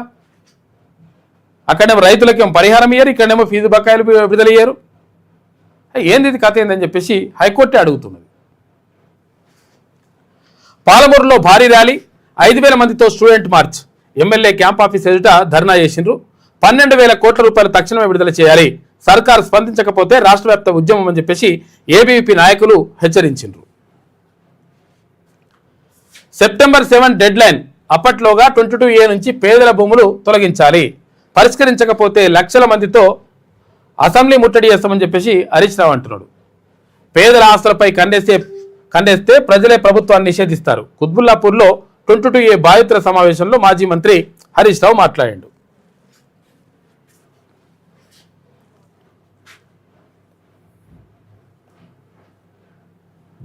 ఇందాక ఒక మిత్రుడు మాట్లాడుతూ చలో అసెంబ్లీకి వస్తాం మేమందరం 1,00,000 మంది అంటున్నారు. నేను ఈ ప్రభుత్వాన్ని హెచ్చరిస్తా ఉన్నా, సెప్టెంబర్ 7వ తారీఖులోగా ఏ భూములైతే నిషేధిత జాబితాలో పెట్టారో బేషరతుగా వాటిని తొలగించకపోతే లక్షలాది మంది నిషేధిత భూముల జాబితాలో ఉన్న రైతులతో ప్రజలతో అసెంబ్లీ ముట్టడికి కూడా మేము సిద్ధమని హెచ్చరిస్తా ఉన్నాం. Be careful. వెంటనే తీయండి, ప్రజల ఆస్తులకు రక్షణ కల్పించండి.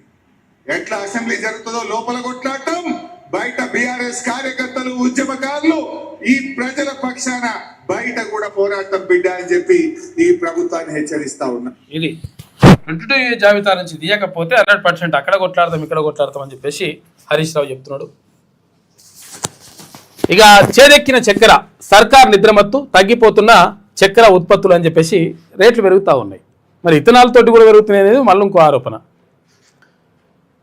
పాట్నా ఉద్రిక్తమైంది, స్టూడెంట్ కిసాన్ గర్జన,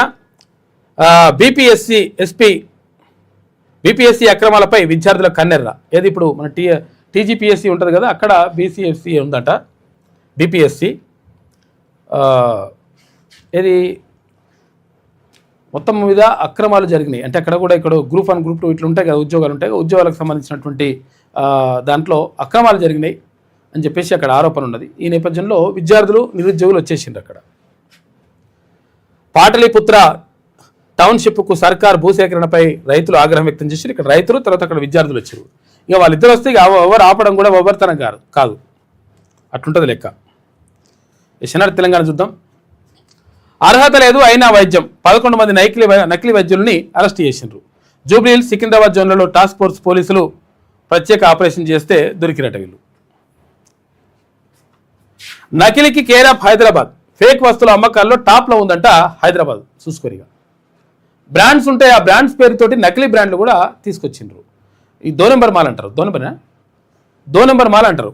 ఇక్కడ ఎప్పుడు మార్వాడీలు ఉన్నారు కదా, ఈ మార్వాడి షాపులలో కూడా మ్యాక్సిమం 2 నెంబర్ మాల్ అంటున్నారని చెప్పేసి ఆరోపణలు ఉన్నాయి. ఈ మార్వాడి షాపులలో ఈ మార్వాడలు మొత్తం కూడా కబ్జా పెట్టేసిండ్రు. టోటల్గా ఊర్లని బీర్లను మొత్తం కూడా కబ్జా పెట్టి పాడేసిండ్రు. అంటే మనకు మామూలుగా అర్థం కాదు, కానీ ఇది చాలా డేంజర్ పరిస్థితిలోకి వెళ్ళిపోతున్నటువంటిది నిపుణులు చెప్తున్నటువంటి మాట. ఎందుకంటే మొత్తం కూడా వ్యాపారాల చేతిలోకి వెళ్ళిపోయిన తర్వాత, ధనమంతా వాళ్ళ చేతిలోకి వెళ్ళిపోయిన తర్వాత ఆటోమేటిక్గా వాళ్ళు ఏం చెప్తే అదే నడిచేటువంటి పరిస్థితి ఉంటుంది. అటువంటి పరిస్థితి రాకుండా ఉండాలంటే వాళ్ళని అడ్డుకోవాల్సినటువంటి అవసరం ఉన్నది అని చెప్పేసి నిపుణులు చెప్తున్నటువంటి మాట. అందుకనే ఇక్కడ మహారాష్ట్రలో అక్కడ శివసేన ఆధ్వర్యంలో గతంలో వాళ్ళు మహారాష్ట్ర వాళ్ళకే ఇక్కడ వ్యాపారాలు తర్వాత ఉద్యోగాలు అన్నీ ఉండాలని చెప్పేసి వాళ్ళు డిమాండ్ చేస్తూ నడిచింది ఉద్యమం. కారణం ఏంటంటే మొత్తం కూడా ఇతర రాష్ట్రాల నుంచి వచ్చినటువంటి వాళ్ళు గుత్తాధిపత్యం చేసి మొత్తం కూడా వ్యాపారాలన్నీ ఇక్కడ ఉన్నటువంటి వ్యాపారాలను కొల్లగొట్టి చిన్న చిన్న వ్యాపారాలను మొత్తం కూడా మూసేసేటువంటి పరిస్థితి తీసుకొచ్చిండ్రు. దీంతో అన్ని వ్యాపారాలు కూడా వాళ్ళ చేతిలోకి వెళ్ళిపోతున్నాయి. కాబట్టి వ్యాపారాలు వెళ్ళిపోతే ఏమైతే ధనం అంతా కూడా వాళ్ళ చేతిలోకి వెళ్ళిపోతున్నది. దానివల్ల నష్టం జరుగుతున్నటువంటి ఆరోపణ కూడా ఉన్నది. ఫేక్ వస్తువులు ఏంటంటే విషయం ఏంటంటే ఇప్పుడు మార్వాడి షాపులలో ఎక్కువ చేస్తుంటారు, ఇవన్నీ 2 నెంబర్ మాల్ అమ్ముతుంటారు అనేటువంటి ఆరోపణ ఉన్నది. సేమ్ అట్లనే కనిపిస్తుంది, కానీ అది కాదు. రేట్లు తక్కువ అనగానే అవి తీసుకొని కొంటారు మనోళ్ళు. ఫేక్ వస్తువుల అమ్మకాల్లో టాపట, ఏడాదిలో నకిలీ అనుభవం 46%.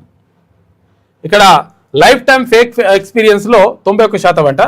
9 నగరాల్లో హైదరాబాద్ ముందంజలో ఉన్నది ఫేక్ వస్తువుల అమ్మకాల్లో. ఎలక్ట్రానిక్స్లో అధిక ఎక్స్పోజర్, ఆన్లైన్ వేదికలే ప్రధాన మార్గం, హెల్త్ ప్రొడక్ట్స్ పైన ముప్పు ఉన్నది. తర్వాత ఏఎస్పిఏ క్రిసిల్ సంచలన రిపోర్టు బయటపెట్టింది. చూసుకో ఎట్లా హైదరాబాద్ నకిలీ వస్తువులకు కేరాఫ్గా మారిపోయింది. 2 నెంబర్ దందాకు కేంద్రంగా తయారైంది. నకిలీ ఉత్పత్తులు, పబ్లిక్ అనుభవాలపై authentication solution provider association CRISIL intelligence సంస్థలు సంయుక్తంగా ఢిల్లీ, ముంబై, చెన్నై, బెంగళూరు, హైదరాబాద్, కోల్కతా, అహ్మదాబాద్, జైపూర్, ఇండోర్ నగరాల్లో గత ఏడాది సర్వే నిర్వహించినాయి. మొత్తం 1639 మందిని వినియోగదారుల నుంచి సదరు సంస్థలు ఆన్లైన్లో సర్వే శాంపిల్స్ను సేకరించినాయి. ఏడాది జీవితకాలంలో నకిలీ ఉత్పత్తుల అనుభవం, నకిలీల ప్రాబల్యంపై అంచనా, స్థానిక మార్కెట్లపై నకిలీ ఉత్పత్తుల ఎఫెక్టు, నకిలీ అసలు వస్తువుల ధరల మధ్య తేడా వంటి అంశాలపై ఈ రెండు సంస్థలు ప్రజల నుంచి అభిప్రాయాలు సేకరించినాయట. అందుకు సంబంధించిన సర్వే రిపోర్ట్ను మంగళవారం హైదరాబాద్లో ఆ సంస్థ ప్రతినిధులు వెల్లడించారు. అయితే ఏఎన్పిఏ క్రిసిల్ సర్వేలో హైదరాబాద్కు సంబంధించిన సంచలన విషయాలు బహిర్గతం కావడం గమనార్హం. హైదరాబాద్లో నకిలీ వస్తువుల బెడద అత్యంత ఎక్కువగా ఉన్నట్లుగా తేలడంతో ఆందోళనకరం ఇది. దీంతో మొత్తం కూడా మనం చూసారు కదా, ఇప్పుడేంది ఈ మసాలాలు ఉంటే ఆ మసాలాలు కూడా రంగు కలిపి రకరకాలుగా వేసి ఇప్పుడేంది ఇప్పుడు ఇవి ఉంటాయి కదా, ఏంటి మనం కాజు, ఆ కాజు కూడా తయారు చేస్తున్నట. కాజు పండింది కాకుండా పిండితో తయారు చేస్తున్నారు కాజు కూడా. మనకు అర్థం కాదు, అట్లా జరుగుతుందంట మొత్తం మీద దానికి సంబంధించి. నగరం ఓటేది సెటిలర్లు తర్వాత పాత బస్తీ. 3 జిల్లాల్లో ఊడిన లక్షలాది ఓట్లు. సెటిలర్ బెల్ట్ నుంచి పాత బస్తీ వరకు మారిన ఓట్ల లెక్కలు. గ్రేటర్ రాజకీయాల్లో భారీ కుదుపు, స్వగ్రామాల వైపే మొగ్గు చూపుతున్నారట. చాలామంది ఏపీ నుంచి ఇక్కడ హైదరాబాద్లో నివసిస్తూ ఉన్నారు. కూకట్పల్లిలో కానీ ఇక్కడ ఏది కూకట్పల్లి, సనత్ నగర్, తర్వాత ఇక్కడ ఏది ఈసీఏఎల్, ఇట్లా కొన్ని ప్రాంతాలలో అక్కడ ఏపీ నుంచి వచ్చి ఇక్కడ ఉన్నటువంటి వాళ్ళు ఉన్నారు. అయితే మరి వాళ్ళు ఇక్కడ ఓటు కావాలనుకుంటున్నారా, లేకపోతే వాళ్ళ ఏపీలో వాళ్ళ ఊర్లలో ఓట్లు కావాలనుకుంటున్నారా అనుకుంటే ఊర్లలో ఓటుకే జై కొడుతురట.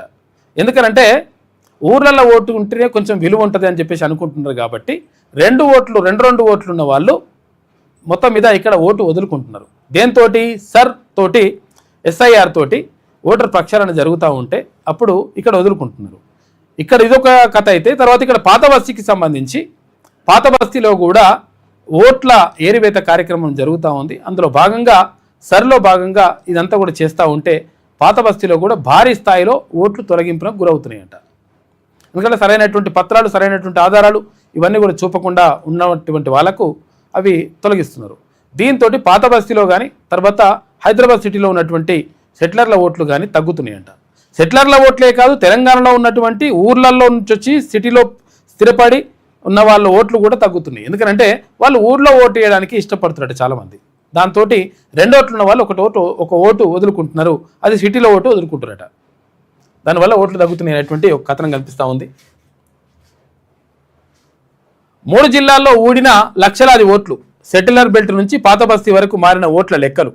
గ్రేటర్ రాజకీయాల్లో భారీ కుదుపు, స్వగ్రామాల వైపే మొగ్గు చూపుతున్నారు. జనాభా ఉంది, ఓటు ఉందా? సెటిలర్ నియోజకవర్గాల్లో మారనున్న వ్యూహాలు. ఇక ఐటీ కారిడార్కి షాక్ ఇచ్చింది. సెటిలర్ల ఓట్లు తగ్గింపుతో తీవ్ర చర్చ జరుగుతుంది. మజ్లిస్ కోటాలోనూ కుదుపు. పాత బస్తీలో 40% తగ్గనున్న ఓట్లు. 40% పాత బస్తీలో తగ్గితే మాత్రం డెఫినెట్గా అక్కడ ఎంఐఎం పని అవుతుంది. మరి మంచిగా బరాబర్ ఎంఐఎం పని అయ్యేటువంటి అవకాశం బరాబర్ ఉన్నది. ఓల్డ్ సిటీకి నోటీసుల సెగ, లక్షలాది మందికి పత్రాల వేట. మజ్లిస్ నియోజకవర్గాల్లో కలకలం. 3 జిల్లాల పరిధిలోనే 60% ఓట్లున్నాయట, ఖతమవుతున్నాయి. తెలంగాణ ప్రధాన ఎన్నికల అధికారి వర్గాల ప్రాథమిక గణాంకాల ప్రకారం రాష్ట్ర వ్యాప్తంగా డ్రాఫ్ట్ జాబితా విడుదల వేర లక్షలాది ఓటర్ల వివరాలు ASGD కేటగిరీ కింద పరిగణలోకి వచ్చాయి. మెట్రో నగరమైనటువంటి హైదరాబాద్లో ఉద్యోగ వ్యాపార నిమిత్తం ఏపీతో పాటు ఇతర రాష్ట్రాల నుంచి తెలంగాణలోని వివిధ జిల్లాల నుంచి వచ్చి స్థిరపడిన వారు ఎక్కువ. ఐటీ కోర్ అర్బన్ ప్రాంతాల్లో ఉంటున్న ఆంధ్ర సెటిలర్లలో గణనీయమైన సంఖ్యలో ప్రజలు తమ సొంత ప్రాంతాల్లోనే ఓటు హక్కును కొనసాగించడానికి మొగ్గు చూపడం వల్ల ఇక్కడ ఎన్యూమరేషన్ ఫారాలు నింపలేదంట. దీంతో మొత్తం కూడా ముషీరాబాద్, జూబ్లీహిల్స్, సనత్ నగర్, ఎల్బీ నగర్ వంటి ప్రాంతాల్లో 40% పైగా ఫారాలు వెనక్కి రాలేదు. 2002 సవరణ మ్యాపింగ్తో సరిపోని వివరాలు ఉన్న లక్షలాది ఓటర్లకు నోటీసులు అందుతున్నాయట. దీంతో ఓట్లు పోయేటువంటి అవకాశం ఉంది. హైదరాబాద్ తగ్గుతాయి ఓట్లు. హైదరాబాద్ మెట్రోపాలిటన్ ప్రాంతంలో ఓటర్ల సమగ్ర పరిశీలన ప్రక్రియ సృష్టించిన ప్రకంపనలు తెలంగాణ రాజకీయాల్లో కొత్త అధ్యాయానికి తెరలేపాయి. ఎన్నికల సంఘం సవరణల తర్వాత గ్రేటర్ పరిధిలోని 28 నియోజకవర్గాల్లో పొలిటికల్ హీట్ పెరిగింది. ఓవైపు ఐటీ కారిడార్తో పాటు కుత్బుల్లాపూర్, షేర్లింగంపల్లి, కూకట్పల్లి వంటి ఆంధ్ర సెటిలర్ల ప్రాబల్యం ఉన్న 15 అసెంబ్లీ నియోజకవర్గాల్లో లక్షలాది ఓట్లు ఏఎస్డిడి యాబ్సెంటు, షిఫ్టెడ్, డూప్లికేటు కేటగిరీ కింద చేరడం, మరోవైపు దశాబ్దాలుగా మజ్లిస్ ఎంఐఎం ఏకపక్ష విజయాలకు వేదికగా ఉన్నటువంటి పాత బస్తీలో 7 నియోజకవర్గాల్లో దాదాపు 40% ఓటర్లకు నోటీసులు వెళ్ళినాయట. దీంతో రాజకీయ ముఖ చిత్రమే మారిపోతుంది. ఎందుకంటే ఇక్కడ సెటిలర్లు పోతారు, తర్వాత ఇక్కడ ఓట్లు పోతాయి, తర్వాత ఇక్కడ పాత బస్తీలో ఓట్లు పోతే మొత్తం కూడా మారిపోతుంది లెక్క. కాబట్టి మరి ఏం జరుగుతుంది, ఏం కథ అనేది చూడాలి. దీంతో డెఫినెట్గా చాలా మార్పు ఉంటుంది. అసలు యాక్చువల్గా మీరు ఇప్పుడు ఓటింగ్ శాతం పెరుగుతుంది హైదరాబాద్లో ఇప్పుడు. ఎందుకంటే ఊర్లలో ఓట్లు, తర్వాత సిటీలో ఓట్లు ఉండేసరికి ఊర్లో పోతురట వాళ్ళు, దాంతో సిటీలో ఓట్లు వేస్తలేరు. కాబట్టి సిటీలో ఓటింగ్ శాతం తగ్గుతుంది, పోలింగ్ శాతం. ఇక్కడ ఏపీలో ఎలక్షన్ జరిగేటప్పుడు కూడా అట్లే జరుగుతుంది. కాబట్టి ఈసారి కొంతవరకు సెట్ అయ్యే అవకాశం ఉంటుందని చెప్పేసి అంటున్నారు. ఇక బీహార్లో విద్యార్థుల ఆందోళన ఉద్రిక్తం, సీఎం నివాసం ముట్టడికి యత్నం, స్టూడెంట్స్పై వాటర్ కెనాన్ల ప్రయోగం, పోలీసులపై విద్యార్థుల రాళ్ల వర్షం అని చెప్పేసి ఒక వార్త.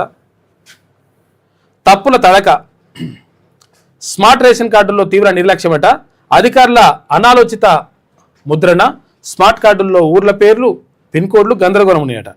ఆహార భద్రతా కార్డుపై అధికారుల నిర్లక్ష్యపు నీడ, హడావిడిగా పంపిణీ, అంతలోనే బ్రేక్ అట. తప్పులు సరిదిద్దాకే మళ్ళీ పంపిణీ చేస్తామని చెప్తున్నట. హిజాబ్ ఇస్లాంలో అంతర్భాగమే, ఖురాన్ తర్వాత హదీస్లో హిజాబ్ ప్రస్తావన ఉంది. అలహాబాద్ హైకోర్టు తీర్పును సవాల్ చేస్తాం, ఇస్లాం సాంప్రదాయాలను కోర్టు గౌరవించాలి, ఆల్ ఇండియా ముస్లిం పర్సనల్ లా బోర్డు అంటుందట. హిజాబ్ అనుమతి కోసం రిజ్వీ పిటిషన్ వేస్తుండ్రు. రిజ్వీ పిటిషన్ను కొట్టేసిన న్యాయస్థానం కోర్టు తీర్పుపై ఏఐఎంపీఎల్ బి అభ్యంతరం వ్యక్తం చేసిందట. మొత్తం మీద హిజాబ్కు సంబంధించి యూనిఫామే ధరించాలని చెప్పేసి అక్కడ అలహాబాద్ హైకోర్టు చెప్తే లేదు మేము సుప్రీంకోర్టు దాకా వెళ్తాం, ఇది ముస్లిం అంటే ఇస్లాంలో అంతర్భాగంగా ఉంటుంది, కాబట్టి మేము దీన్ని సవాల్ చేస్తామని చెప్పేసి అక్కడ ముస్లిం నేతలు అంటున్నారు. బీసీల సంక్షేమం పట్ల చిత్తశుద్ధి అవసరం, అర్హులైన ప్రతి బీసీకి ప్రభుత్వ పథకాలు అందాలి, బీసీలకు అవకాశాలు మరింతగా పెరగాలి, ఆ దిశగా సర్కారు చర్యలు తీసుకోవాలి, ఇతర కమిటీల కన్నా చురుగ్గా పనిచేయాలి. TRP chief MLC Teenmar Mallanna మాట్లాడి నిన్న అసెంబ్లీ ప్రాంగణంలో వెనుకబడిన తరగతుల సంక్షేమ కమిటీ తొలి సమావేశంలో పాల్గొన్నాడు మల్లన్న. ఎందుకంటే ఆయన కూడా అందులో మెంబర్గా తీసుకున్నారు. కాబట్టి వెనుకబడిన తరగతుల సంక్షేమ కమిటీలో మెంబర్గా ఉన్నటువంటి తీన్మార్ మల్లన్న నిన్న అసెంబ్లీకి వెళ్ళి అక్కడ మాట్లాడాడు. 100% బీసీలకు ఎట్టి పరిస్థితుల్లో అన్యాయం జరగడానికి వీల్లేదు, వీళ్ళ పక్షాన నేను కొట్లాడతా అని చెప్పేసి క్లియర్గా చెప్పేశాడు. ఏకపక్ష నిర్ణయాలేంటి, 400 సింగిల్ స్క్రీన్లకు ముప్పు, జీవో 77ను వెనక్కి తీసుకోవాలి, సీఎం రేవంత్ రెడ్డికి ఎగ్జిబిటర్ల లేఖ, ఏసీ థియేటర్లుగా మార్చడం అసాధ్యం, ఒక్కో స్క్రీన్ను ఏసీగా మార్చాలంటే 80 లక్షల రూపాయలు ఖర్చు అవుతుంది, ఇప్పటికే భారీగా మూతపడ్డ సింగిల్ స్క్రీన్లట.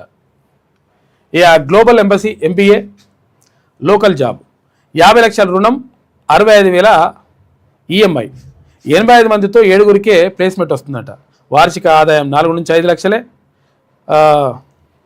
రెడిట్లో యువకుడి ఆవేదన అని చెప్పేసి పోస్ట్ వైరల్ అవుతున్నది.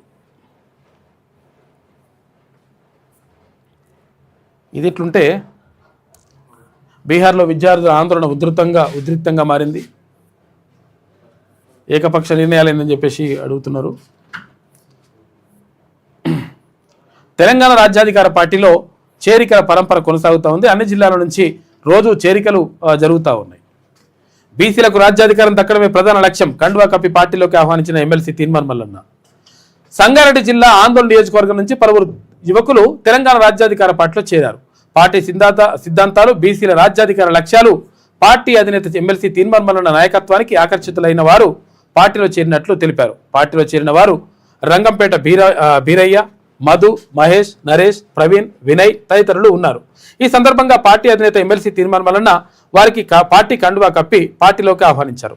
అనంతరం మల్లన్న మాట్లాడుతూ రాష్ట్రంలో సామాజిక న్యాయం, బీసీలకు రాజ్యాధికారం సాధించడమే పార్టీ ప్రధాన లక్ష్యమని తెలిపారు. యువత రాజకీయాల్లో చైతన్యవంతంగా పాల్గొని సమాజ మార్పును కృషి చేయాలని పిలుపునిచ్చారు. ఆందోళన నియోజకవర్గంలో పార్టీ బలోపేతానికి యువత ముందుకు రావడం సంతోషకరమని అన్నారు. అయితే రానున్న రోజుల్లో తెలంగాణ రాజ్యాధికార పార్టీని గ్రామానికి తీసుకెళ్లి మరింత బలోపేతం చేస్తామని నాయకులు పేర్కొన్నారు. ఈ కార్యక్రమంలో పార్టీ నాయకులు శరత్, సంతోష్ తదితరులందరూ కూడా పాల్గొన్నారు.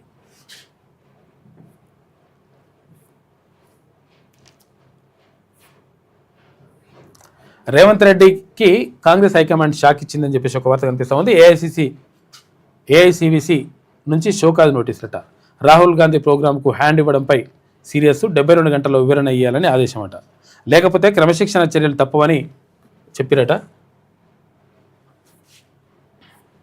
ఇది శనార్థి తెలంగాణలో ఉన్నటువంటి ప్రధాన కథనాలు. అయితే ఒకసారి ఈనాడు చూద్దాం.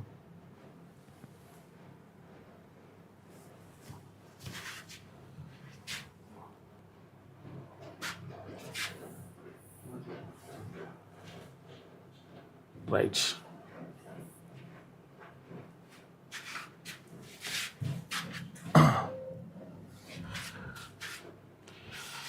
ఇక రాజధానిలో గల్లీకో మున్నాబాయ్ అట. చూసుకో, మున్నాబాయ్ ఎంబీబీఎస్ ఉన్నది కదా, అట్లా తయారవుతున్నట. ఇప్పుడు నకిలీ డాక్టర్లు. వైద్యం తెలియదు, కనీసం అనుభవం లేదు, అయినా క్లినిక్లు తెరిచారు. దేశ విదేశాల్లో వైద్య విద్య పూర్తి చేసినట్లు బోర్డులు పెట్టి పక్కనే ఔషధ దుకాణాలు తెరిచి, మందుల షాపులు కూడా తెరిచి రోగులకు చికిత్స చేస్తున్నారు. అందుబాటులో ఉండడంతో కాలనీ వాసులు ఏ ఆరోగ్య సమస్య వచ్చినా అక్కడికి వరుస కడుతున్నారు. ఇదే అదనుగా వందల్లో ఫీజులు వసూలు చేస్తున్నారు. కొందరు నకిలీ వైద్యులు హైదరాబాద్లో చాలా కాలంగా నకిలీ విద్యార్హతలతో ఆసుపత్రులు ప్రారంభించి వైద్యం అందిస్తున్న 12 మందిని టాస్క్ ఫోర్స్ అధికారులు అరెస్ట్ చేసిండ్రు. వరిలో 24% లోటట. ఈసారి కొంతవరకు వరి తక్కువ సాగైందని చెప్పేసి 24% తక్కువ సాగైందట. ఇప్పుడు తర్వాత నెక్స్ట్ పంటకు కొంతవరకు బియ్యం రేట్లు పెరిగితే అనుకోవచ్చు, కానీ ఇప్పటికే బియ్యం రేట్లు పెంచేసినట్టే ఈ లంగర్ ఎట్లా పనిచేస్తారో చూడండి. 10 ఏళ్ళు 11 దేశాలు. దశాబ్దం క్రితం ప్రారంభమైన యూపీఐ చెల్లింపుల వ్యవస్థ దేశంలో ఓ చారిత్రకమైన మైలురాయని ప్రధానమంత్రి నరేంద్ర మోడీ అభివర్ణించారు. 2016 ఆగస్టు 25న ప్రారంభమైన యూపీఐ దేశ డిజిటల్ చెల్లింపుల ప్రక్రియకు వెన్నెముకగా మారిందని చెప్పేసి ప్రధానమంత్రి చెప్పిండు. మొత్తం అవన్నీ నోట్లు డైరెక్ట్ మనం పోయింది, ఇప్పుడు క్యాష్లెస్ పేమెంట్ నడుస్తున్నాయని. కొండా సురేఖ చిన్నారెడ్డిపై కఠిన చర్యలు తీసుకోవాలి. ఇద్దరు పార్టీ క్రమశిక్షణను ఉల్లంఘించారు. కాంగ్రెస్ గౌరవం దెబ్బతీసే పనులు ఎవరూ చేయకూడదు. ఏఐసిసికి నివేదిక ఇచ్చిందంట క్రమశిక్షణ కమిటీ. 28 నుంచి క్యూర్లో ఇందిరమ్మ ప్లాట్ల కేటాయింపంట. 40,900 మందిని అర్హులుగా గుర్తించినట. లక్కీ డ్రా ద్వారా లబ్ధిదారులను ఎంపిక చేస్తామని చెప్పేసి మంత్రి పొంగులేటి అంటున్నాడు.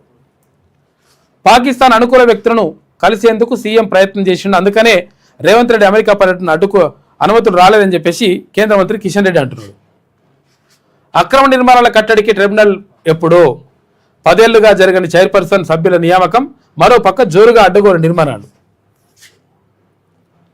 మూసి ముందడుగు పడాలి.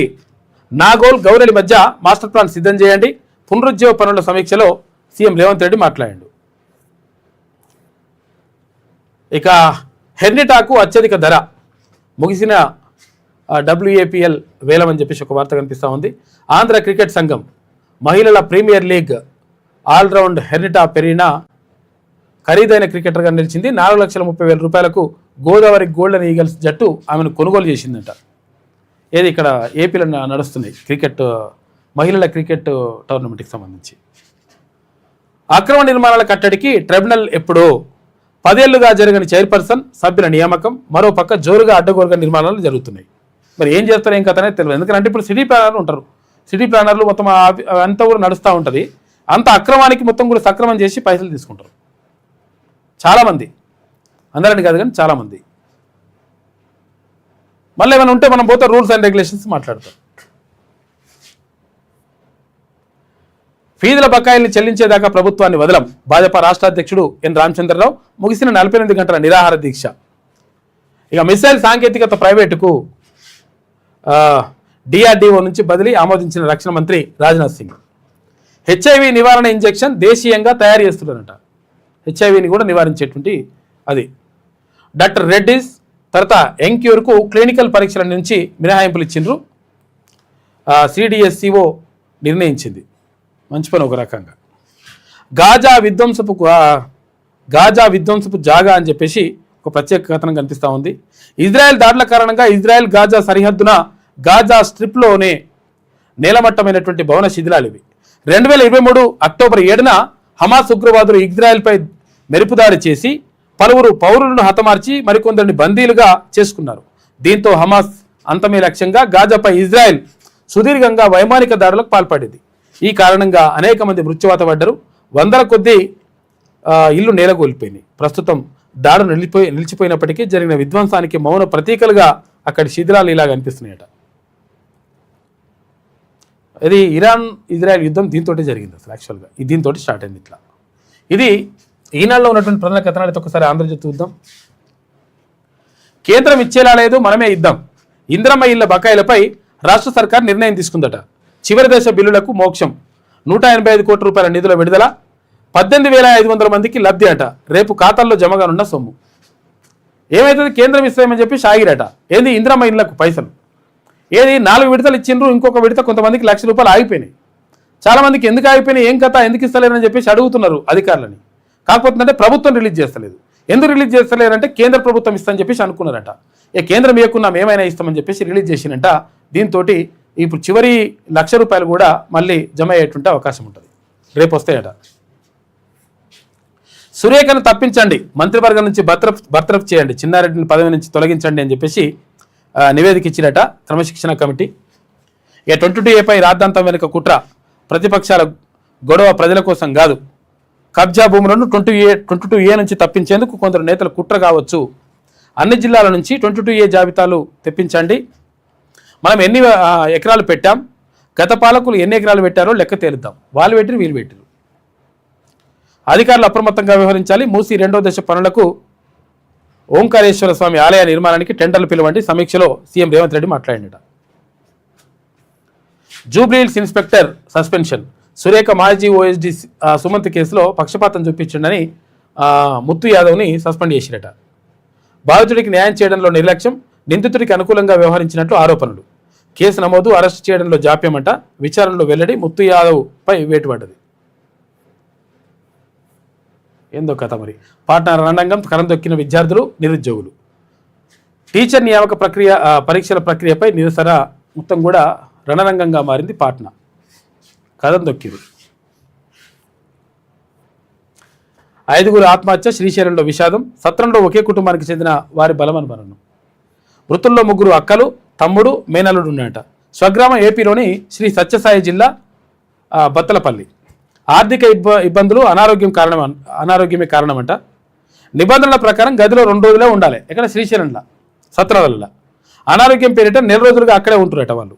గది నుంచి దుర్వాసన రావడంతో గుర్తించిండ్రు, మొత్తం మీద తీసుకొచ్చిండ్రు బయటకు. మహానగరంలో మాయగాళ్ళు ఏమాత్రం అర్హత లేకున్నా క్లినిక్లు నడుపుతున్నారట. చాలామంది ఇంకున్నారు. ఇంకా వీళ్ళు దొరికిన 12 మంది. కానీ తోచిన మందులు, ఇంజక్షన్లు ఇచ్చి ప్రాణాలతో చెలగాటం. టాస్క్ ఫోర్స్ దాడులు 11 మంది నకిలీ వైద్యులను అరెస్ట్ చేశారు. ఫీజు బకాయిలు చెల్లించేదాకా పోరాటం ఆగదు. బీజేపీ రాష్ట్ర అధ్యక్షుడు రామచంద్రరావు. పేదలను చదువులకు దూరం చేయడమే ఇందిరమ్మ రాజ్యం అని చెప్పేసి బండి సంజయ్ అడుగుతున్నాడు. రామచంద్రరావుకు స్వల్ప అస్వస్థతనంట. అందుకనే ముందుగానే నిరాహార దీక్ష విరమించాడు. భారత వ్యతిరేకి మామ్దానితో భేటీకి రేవంత్ యత్నం. దానిపై స్పష్టత ముఖ్యమంత్రి ఇవ్వాలి. గతంలో నాకు కొన్ని పర్యటనలకు ఆమోదం లభించలేదని చెప్పేసి కిషన్ రెడ్డి అంటున్నాడు. కులగణనలో ఓపెన్ ఫార్మెట్ వద్దు, దానివల్ల కుల వివరాలు సరిగ్గా నమోదు కావు. ఒకే కులానికి దేశవ్యాప్తంగా వేర్వేరు పేర్లు, భాషాపరమైన తేడాలుంటాయి. కులం పేరును ప్రజలు ఇష్టానుసారంగా చెబితే తప్పుడు సమాచారం ఇచ్చే ప్రమాదం ఉంది.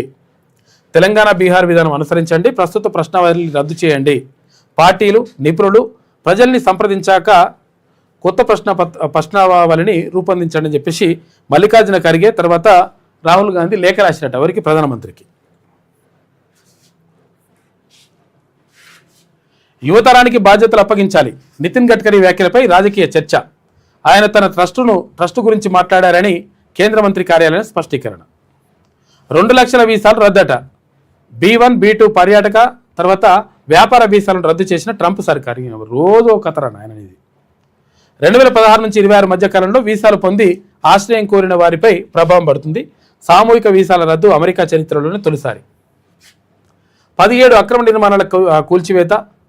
ఒకే రోజు హైదరాబాద్లో హైదరాబాద్లోని షేర్లింగంపల్లి, కుత్బుల్లాపూర్, కూకట్పల్లి జోన్లో అధికారులు చర్యలు తీసుకురాట 11 భవనాలు యూసీ నోటీసులు ఇచ్చిండ్రు. క్షేత్రస్థాయిలో 54 అక్రమ భవనాలను గుర్తించినట. ఎందుకంటే మొన్న జరిగింది కదా, ఆడ ఓ బిల్డింగ్ కూలిపోయింది కదా, దానికి సంబంధించి ఇక అక్రమంగా కట్టిని కూల్చేస్తున్నట. ఏమన్నా మళ్ళా సెట్ అయినవి మాత్రం ఆపేస్తారేమో. 463 కిలోమీటర్ల దూరంలోని లక్ష్యాన్ని ఛేదిస్తుంది అత్యాధునిక ఏఐఎం 424 మాలిస్ అంట క్షిపణి ఆవిష్కరించిన అమెరికా. ఇక ఓబీసీ క్రిమిలేయర్పై ప్రత్యేక ధర్మాసనం, సిజేఐ జస్టిస్ సూర్యకాంత్ వెల్లడి. మార్చి 11 నాటి తీర్పుపై స్పష్టత కోరిన కేంద్రం. సివిల్స్ 2025 అభ్యర్థుల సర్వీస్ కేటాయింపులకు అనుమతి ఇవ్వాలని చెప్పేసి వినతి అని చెప్పేసి ఒక వార్త కనిపిస్తూ ఉంది. మరి ఏం చేస్తారో చూడాలి క్రిమిలేయర్ని.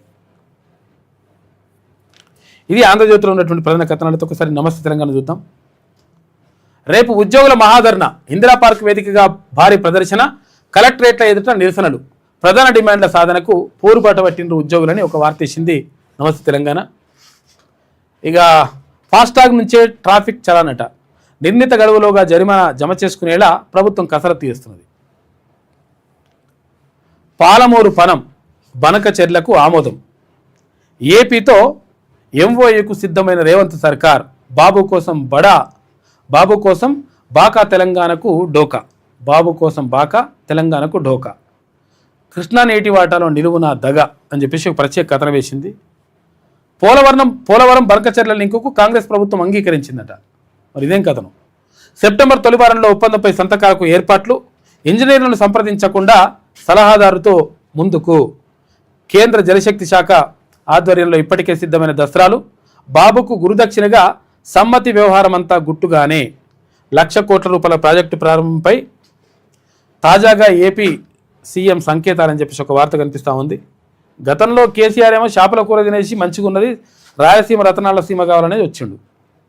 ఇప్పుడు మళ్ళీ ఇదో కథ నడిస్తే మళ్ళీ కష్టమవుతుంది. తెలంగాణకు అన్యాయం చేయదు, ఎట్టి పరిస్థితుల్లో అన్యాయం చేస్తే మీ పని చేసేది ఖాయం. కృష్ణమ్మకు ఏపీ చెర, చోద్యం చూస్తున్న రేవంత్ సర్కార్ వచ్చిన వరద వచ్చినట్టే ఆంధ్రాకు పోతున్నది. వెలిగొండ గుదిబండ, తెలంగాణ నోట్లో మట్టి కొడుతున్న ఏపీ. శ్రీశైలంలో మరో 43 టీఎంసీలకు ఎసరట, ప్రాజెక్టు నిండక ముందే నీళ్లు మళ్లింపు కుట్ర, బ్యాక్ వాటర్ నుంచి మళ్లించేలా ప్రాజెక్టు. అనుమతులకు మించి వెలిగొండ విస్తరణ, నిబంధనలకు విరుద్ధంగా ఏపీ తీరు. అయినా కానీ తప్పుడు చేస్తలేరంటే మరి కష్టమవుతుంది లెక్క. కాళేశ్వరం నిర్వహణ ప్రభుత్వ బాధ్యతే, నీటి నిల్వ విడుదల అంశం సర్కార్ విధానం, ప్రాజెక్టు అథారిటీ పరిధిలో పునరుద్ధరణ అని చెప్పేసి నాణ్యత నియంత్రణ కూడా అదే చేపట్టాలి, హైకోర్టు కేంద్ర సంస్థల కౌంటర్ల దాఖలని చెప్పేసి ఒక వార్త కనిపిస్తూ ఉంది. 1 కోటి ఎకరాలపై నిషేధం, రాష్ట్రంలోని సగం భూమి 22A జాబితాలోనే ఉందట. అయితే ముఖ్యమంత్రి ఏమంటున్నాడు, వీళ్ళ భూములు కొన్ని 22A జాబితాలో ఉన్నాయి, వాటిని తీసుకోవడానికి మెల్లగా ఇట్లా ప్రయత్నం చేస్తున్నారు వీళ్ళు అని చెప్పేసి అప్రమత్తంగా ఉండాలని ముఖ్యమంత్రి అంటున్నారు. లేదు 22A జాబితాతో చాలామంది ప్రజలు ఇబ్బంది పడుతున్నారనేటువంటిది ఇక్కడ ప్రతిపక్షాలు ఆరోపిస్తున్నటువంటి మాట. రేవంత్ పొంగులేటి 50-50, 22A కుట్రలో వారే A1 A2 అని చెప్పేసి మాజీ మంత్రి హరీష్ రావు అంటున్నాడు. మెదక్కు 22A షాక్, నిశ్చిత జాబితాలో 40,000 ఎకరాలట. ఉమ్మడి జిల్లా వ్యాప్తంగా వేలల్లో బాధితులు, అధికారిక వివరాలు వెల్లడించని ప్రభుత్వం. డాటా లేదంటున్న రెవెన్యూ అధికారులు. 30 ఏళ్ల నాటి కాలనీలపైన నిషేధిత పడగనట. భూమి ఉన్నా అమ్ముకోలేని కొనలేని దుస్థితి. ఆఫీసుల చుట్టూ తిరుగుతున్న బాధితులు. ఇద్దరిని తీసేద్దాం, కొండా సురేఖ చిన్నారెడ్డిపై చర్యలకు సిఫారసట. పీసీసీ చీఫ్కు క్రమశిక్షణ కమిటీ నివేదిక ఇచ్చింది. జూబ్లీ హిల్స్ ఇన్స్పెక్టర్ సస్పెన్షన్, మంత్రి సురేఖ మాజీ ఓఎస్డీ సుమంత్ కేసులో వేటుపడ్డదట.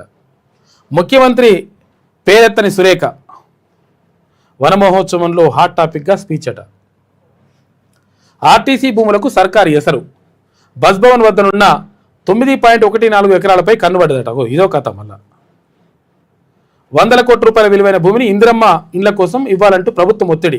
తొలుత జమిస్తాన్పూర్ క్వార్టర్స్ నోటిఫై, 480 ప్లాట్ల నిర్మిస్తామంటున్న ప్రభుత్వం, ఆర్టీసీ క్వార్టర్స్ కూలగొట్టి కడతామంటున్న వెల్లడి. మరి ఇదేం కథనం అలా పక్కకు తీసేస్తే. పాలిటెక్నిక్పై వెనుకంజ, విద్యార్థుల ఆందోళనతో వెనక్కి తగ్గిన ప్రభుత్వం. స్కిల్ వర్సిటీలో విలీన నిర్ణయంపై దుర్మారమట. మార్పులపై పరిశీలనకు కేకే నేతృత్వంలో కమిటీ 30 రోజుల్లో నివేదిక సమర్పించాలని ఆదేశాలు జారీ చేసింది. Urea app to utter flop అయిందని చెప్పేసి స్టేట్ సెంట్రల్ యాప్స్ పనిచేయని దుస్థితి అని చెప్పేసి ఒక వార్త కనిపిస్తూ ఉంది. ఇది నమస్తే తెలంగాణలో ఉన్నటువంటి ప్రధాన కథనాలు. అయితే మొత్తం మీద జరుగుతున్నటువంటి పరిణామాలు ఇట్లున్నాయి. ఏది ఏమైనప్పటికీ సర్జికల్ స్ట్రైక్ 59లో భాగంగా 43 మంది రెడ్డి సామాజిక వర్గానికి చెందినటువంటి ఎమ్మెల్యేల గురించి సంబంధించి మొత్తం వివరాలు కూడా బయటకు వచ్చినాయి, చూసినాం మనం ఇప్పుడు. తర్వాత వెలమల నియోజకవర్గానికి సంబంధించి కూడా వివరాలు బయట పెడతామని చెప్పేసి తీర్మానం చెప్తా ఉన్నారు. తర్వాత అక్కడ కమ్మలు, తర్వాత ఇంకా మిగతా అగ్రవర్ణాలకు సంబంధించినటువంటి రిపోర్టు బయటకు రావాల్సి ఉంది. విషయం ఏంటంటే ఓట్లు మనవి అయినప్పుడు సీట్లు వాళ్ళే ఎట్లయితే అనేటువంటి చర్చ మాత్రం రాష్ట్ర వ్యాప్తంగా జరుగుతున్నది. ఎందుకంటే బీసీలు పూర్తిగా చైతన్యమైనరు. అరే మన ఓట్లతోటి వాళ్ళు గెలుస్తున్నారు, వాళ్ళు గెలిచి మళ్ళీ వాళ్ళనే అడుక్కుంటామా మనం అని చెప్పేసి ఒక చర్చ జరుగుతూ ఉంది. ఇది మంచి పరిణామమే. ఇప్పటి వరకు మొత్తం తెలంగాణ రాష్ట్రంలో 59 నియోజకవర్గాల్లో రెడ్లు, వెలమలు, కమ్మలు ఎమ్మెల్యేలుగా ప్రాతినిధ్యం వహిస్తూ ఉన్నారు. సో అందులో 43 నియోజకవర్గాలు ఓన్లీ రెడ్డి సామాజిక వర్గంకి సంబంధించినటువంటి ఎమ్మెల్యేలు ప్రాతినిధ్యం వహిస్తున్నారు. ఇప్పటి వరకు 40 నియోజకవర్గాల్లో రెడ్ల ఓట్ల లెక్కలేంటి, బీసీల ఓట్ల లెక్కలేంటి, బీసీల బలమైన నాయకత్వం ఎవరనేటువంటి లెక్కల్ని ముందు తీసుకొచ్చినా ఇవాళ మరొక 3 నియోజకవర్గాలు రెడ్డి సామాజిక వర్గానికి సంబంధించినవి మిగిలినాయి. అది ఒకటి వరంగల్ వెస్ట్, తర్వాత పరకాల, ఆ తర్వాత పాలేరు. ఈ 3 నియోజకవర్గాల్లో కూడా 3 ఎమ్మెల్యేలు రెడ్లు ప్రాతినిధ్యం వహిస్తా ఉన్నారు. పాలేరు నుంచి పొంగులేటి శ్రీనివాసరెడ్డి గారు, ఆ తర్వాత వరంగల్ వెస్ట్ నుంచి నాయిని రాజేందర్ రెడ్డి గారు, ఆ తర్వాత పరకాల నుంచి ఈయన రేవూరి ప్రకాష్ రెడ్డి గారు